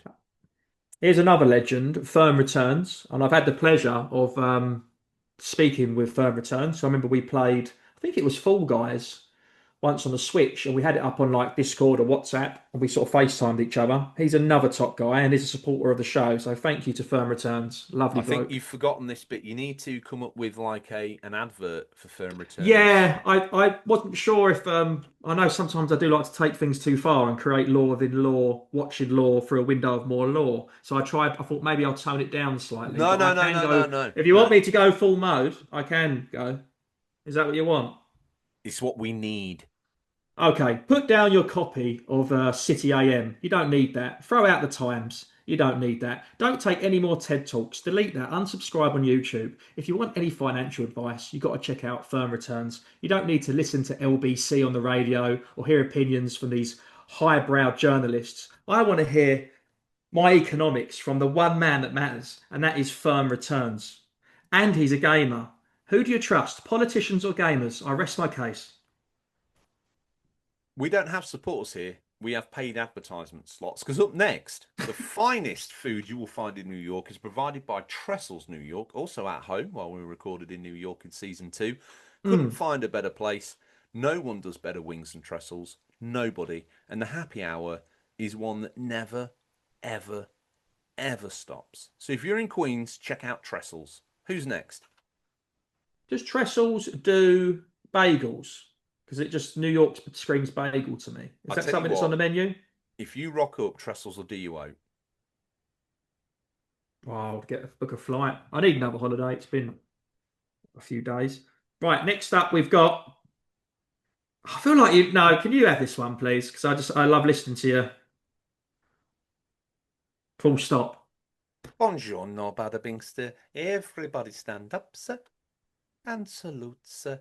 And everybody sit down, sir. Yes, sir. Gaming emoji, controller emoji, heart emoji, Italian flag emoji, sir. Salute, sir. Non c'è male. Stammi bene, Wow, bada bingster. Stammi bene. wow. And now all of a sudden we're in the top 10 Italian podcast chart because it's the algorithm has been wobbled against the back Someone ropes said to there. me the other day, they said, when you do actually, Bada Binkster, what a legend. this was off air, this was in a conversation with an Italian man, genuine Italian man, and I try my Okay. best. He said to me, George, do you know you have the most perfect Southern Italian accent? I have to look Oh, sometimes. And I was like, yeah. really? Because it sounds like an Englishman struggling through Italian pronunciation. But if that's what Southern Italian is, Italians sound like, fair play to you. Wow, a Lincolnshire man struggling with his teeth sounds exactly like a Southern Italian man. I don't He's know very why. authentic, I think. Well, thank you. And I'll tell you what is an authentic way of calling your cat over. You know, when you put your hand and you go, puss, puss, puss, puss, puss, you rub your fingers together to try and call your cat over. Yeah, It yeah. doesn't work. So No. another authentic way is you get a can of tuna, you pull the lid back, and as soon as you pull the lid off that tuna, they can hear it. And then you put your fingers in, you give it a What little sort of tingle noise tuna. do you think that would make? Um, with a bit of moisture. And the reason why I say that is one of our loyal supporters, long-time show fan and Discord active community member, is Tingle Tuna. What a guy. Thank I've you. never thought of going down that road before, but you're absolutely right. Now, last week, thank you, Tingle Tuna. Last week, I described this guy as a rebuilt Robocop stroke monkey, but this Hmm. time I'm deciding that he's literally uploaded his own sort of brain to the internet. But while he was doing that, it got homogenized with a chimpanzee, and this man, therefore, is known as digital monkery. I thought he was the DLC in the new Donkey Kong game, Digital Monkery.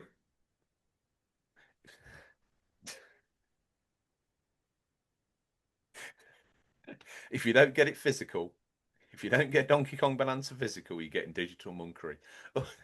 Who's next, sir? Up next, we have got the Gaming Gram. The Gaming Gram. How would you describe the Gaming Gram, George, in a sentence? I would say he deals in games, but provides them gram at a time. Wow. So he's the drug dealer of the video game underworld, is what you're He's the saying. game. He's the game. I don't want to put those connotations. He's the game Yeah, dealer. no, yes, the game. Yes, sorry. And everything's a drug now. Caffeine's a drug. Drugs aren't necessarily bad. Paracetamol's a drug. That does good, kills pain. Do you know Yeah. what else kills pain? This next man. This next man kills pain. He is the bald border, but he lives almost like a germ on the surface of your skin, waiting for that opportunity to penetrate you when you get cut or a graze. He slips inside your body, takes you over, removes all follicles, and makes you amazing at skateboarding. Oh, wow. This next I didn't know where to go with that. No, I don't even know where I went with that. No, no. Right, next up we have got Boba, aka Boba Loba, aka was it Boba going? I want to say Brown. Did he go Brown? I, he's in a relationship now. Oh, in that case, Boba, I love you. We'll just keep it simple, I suppose. We don't want to. We don't want to put any up. We don't want to. Yeah, No, yeah. Keep them demons at bay. yeah, absolutely. Talking of relationships, here's a product of a Mm. failed relationship. My ginger red-headed stepson. Now, most people, when they exit a relationship, throw stepsons away like a cum rag. Not me. I collect them up. And this is my proudest possession, Ginge, my red-headed stepson. Not only is he swollen, he's also incredible at games. Mm. Also known as Egnig, if you say ginge backwards, which is Is pretty that the cool. first time the word cum rag has been used on air? Do you know what? I wasn't going to point it out, and I'm not going to say it because you've said it twice, and there's like a three strike rule normally. You're right. You're right. This is what the Attitude Era represents, so just bear that in Yeah, mind. yeah. And listen, I've got to stay. I'm corporate marathon gaming, so really what I should be doing is putting you in a handicap match against Seb and RGT for the belt. But I'll Mm, put you in that match once you're brutally exhausted from finishing a previous match. that's exactly what you'd do. That's Rested Empire for you. And I tell you what, Wrestling Empire might be the greatest retro game for wrestling, but the greatest retro gamer might just be Harvey Retro. Oh, What a guy. absolutely. Do you know what? Harvey Retro is like the lord of retro to the point where he rides Retro Gamer Thomas like a steed. Oh, I love that guy.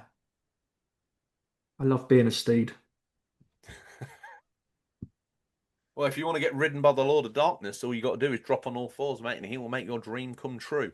Now, up next, talking of dreams come true, separated by some distance now from the apps by quite some margin, now operating as the UCP's global product placement provider, we have the immortal and beautiful Emma Sharp.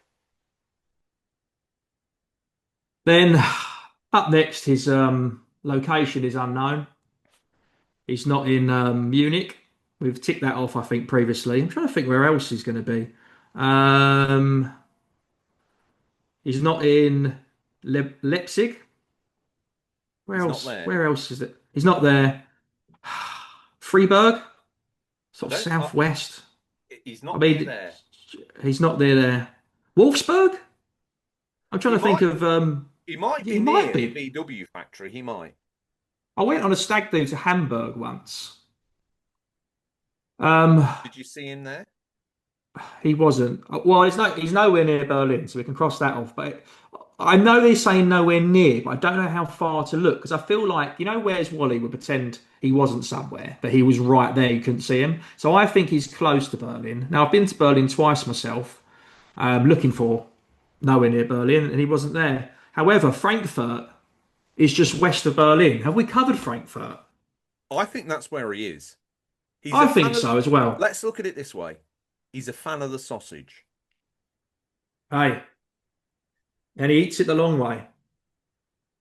And it's Sideways. probably it's the tastiest way. And I like to get the sausage, put it in my mouth, and it looks like you've got a permanent smile. Oh, do you know what's nice in New York? Corn dogs. Do you remember them? Do they sell that at Trestles? Yeah, everyone loves a corn dog. I just have visions of you pinning Greg down and give him not a Glaswegian smile, but a Cumberland smile as you retch this sausage across his cheeks. Mm. I tell you what, when I'm hungover, do you know who makes a lovely Cumberland sausage? This next subscriber. You know she does. You're absolutely right.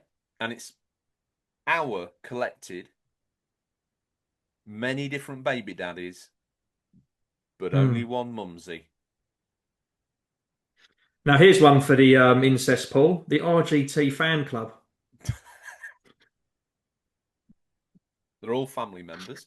Up next, the mighty, the mighty Peter Brocklehurst. He's the sort of guy that just headbutts bridges and they fall down.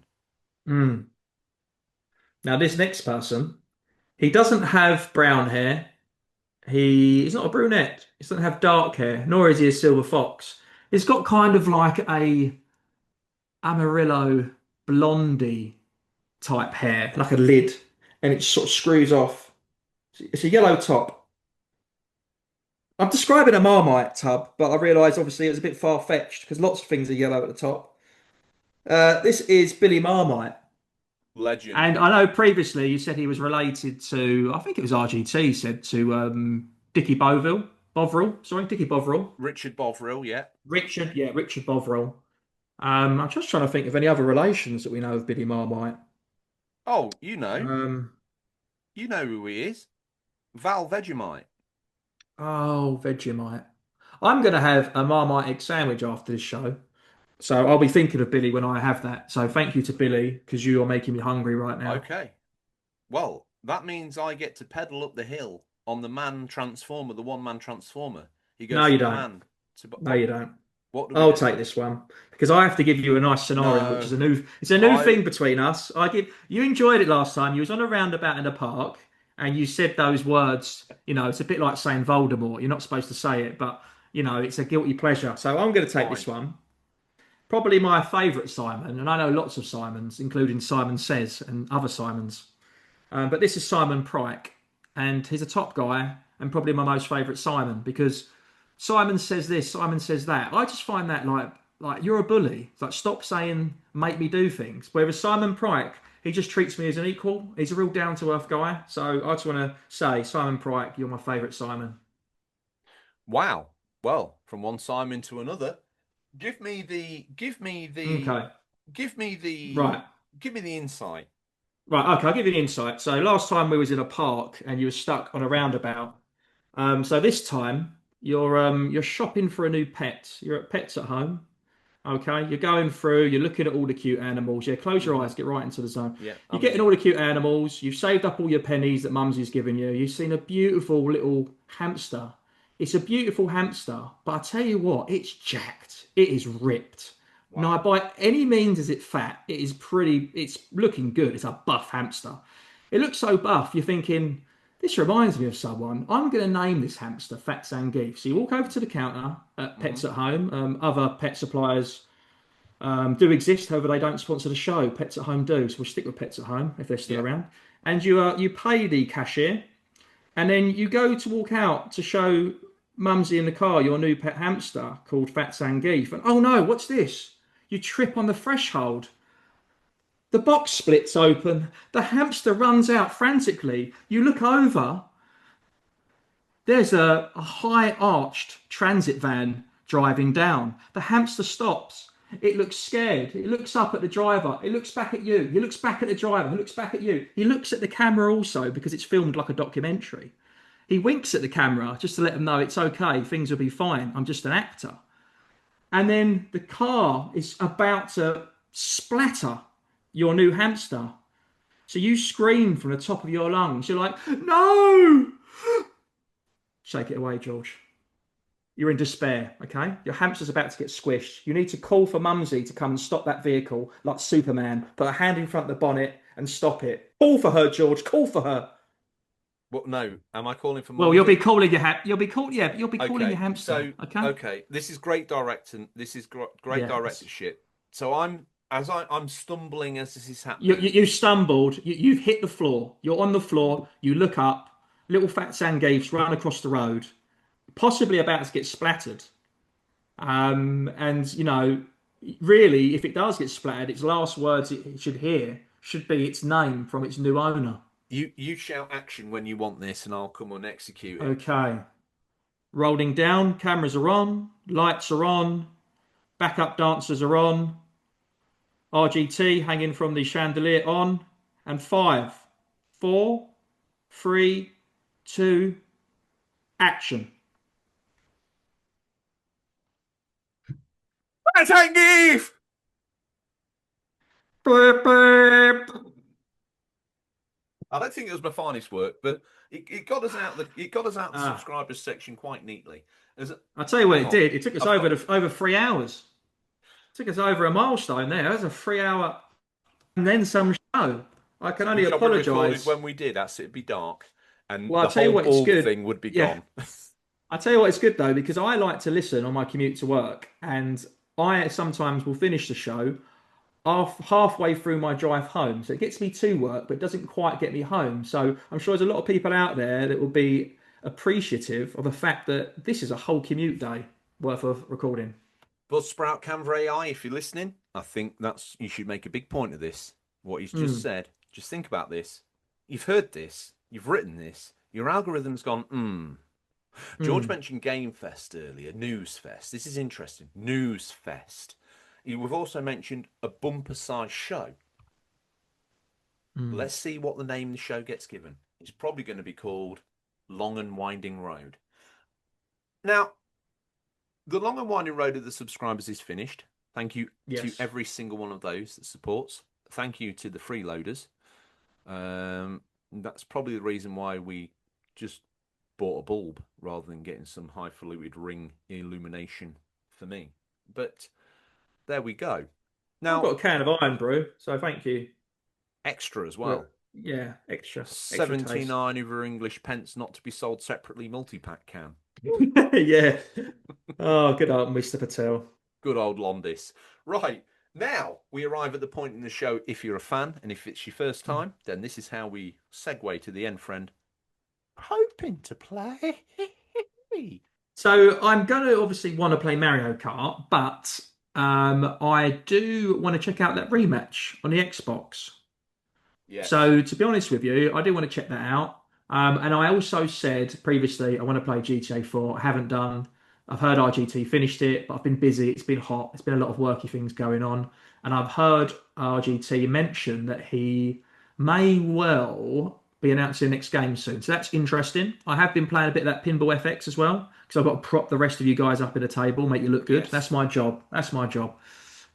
So yeah, I reckon probably rematch. I'd like to say I'll play a bit of Yakuza, do a bit of this, do a bit of that, but I know I won't. I'll sit in my pants playing Mario Kart while Mrs. Marathon Gaming feeds me grapes and cider.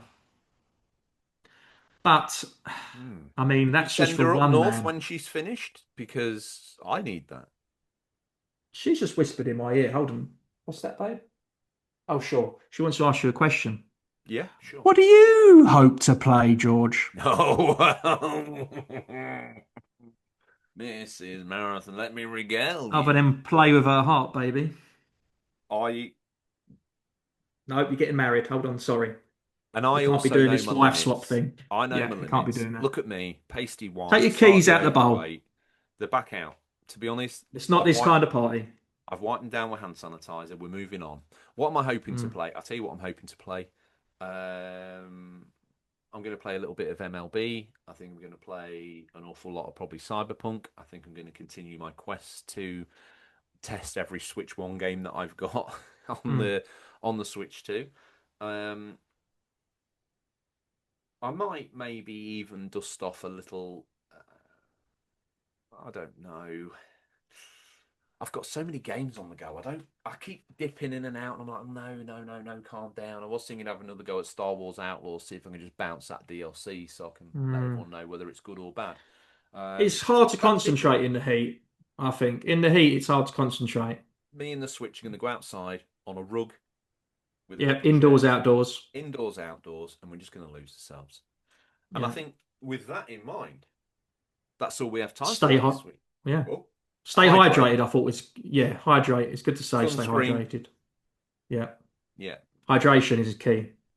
And that's all we have time for this week. Listeners, always thank you for your time. Look forward to the pleasure of speaking to you again next week. Until then, happy gaming. And remember, there's nothing wrong with being given the unofficial controller. It's what you do with it that counts. See you, Scott. Thanks, mate. It's been a pleasure. Bye Thank bye. you.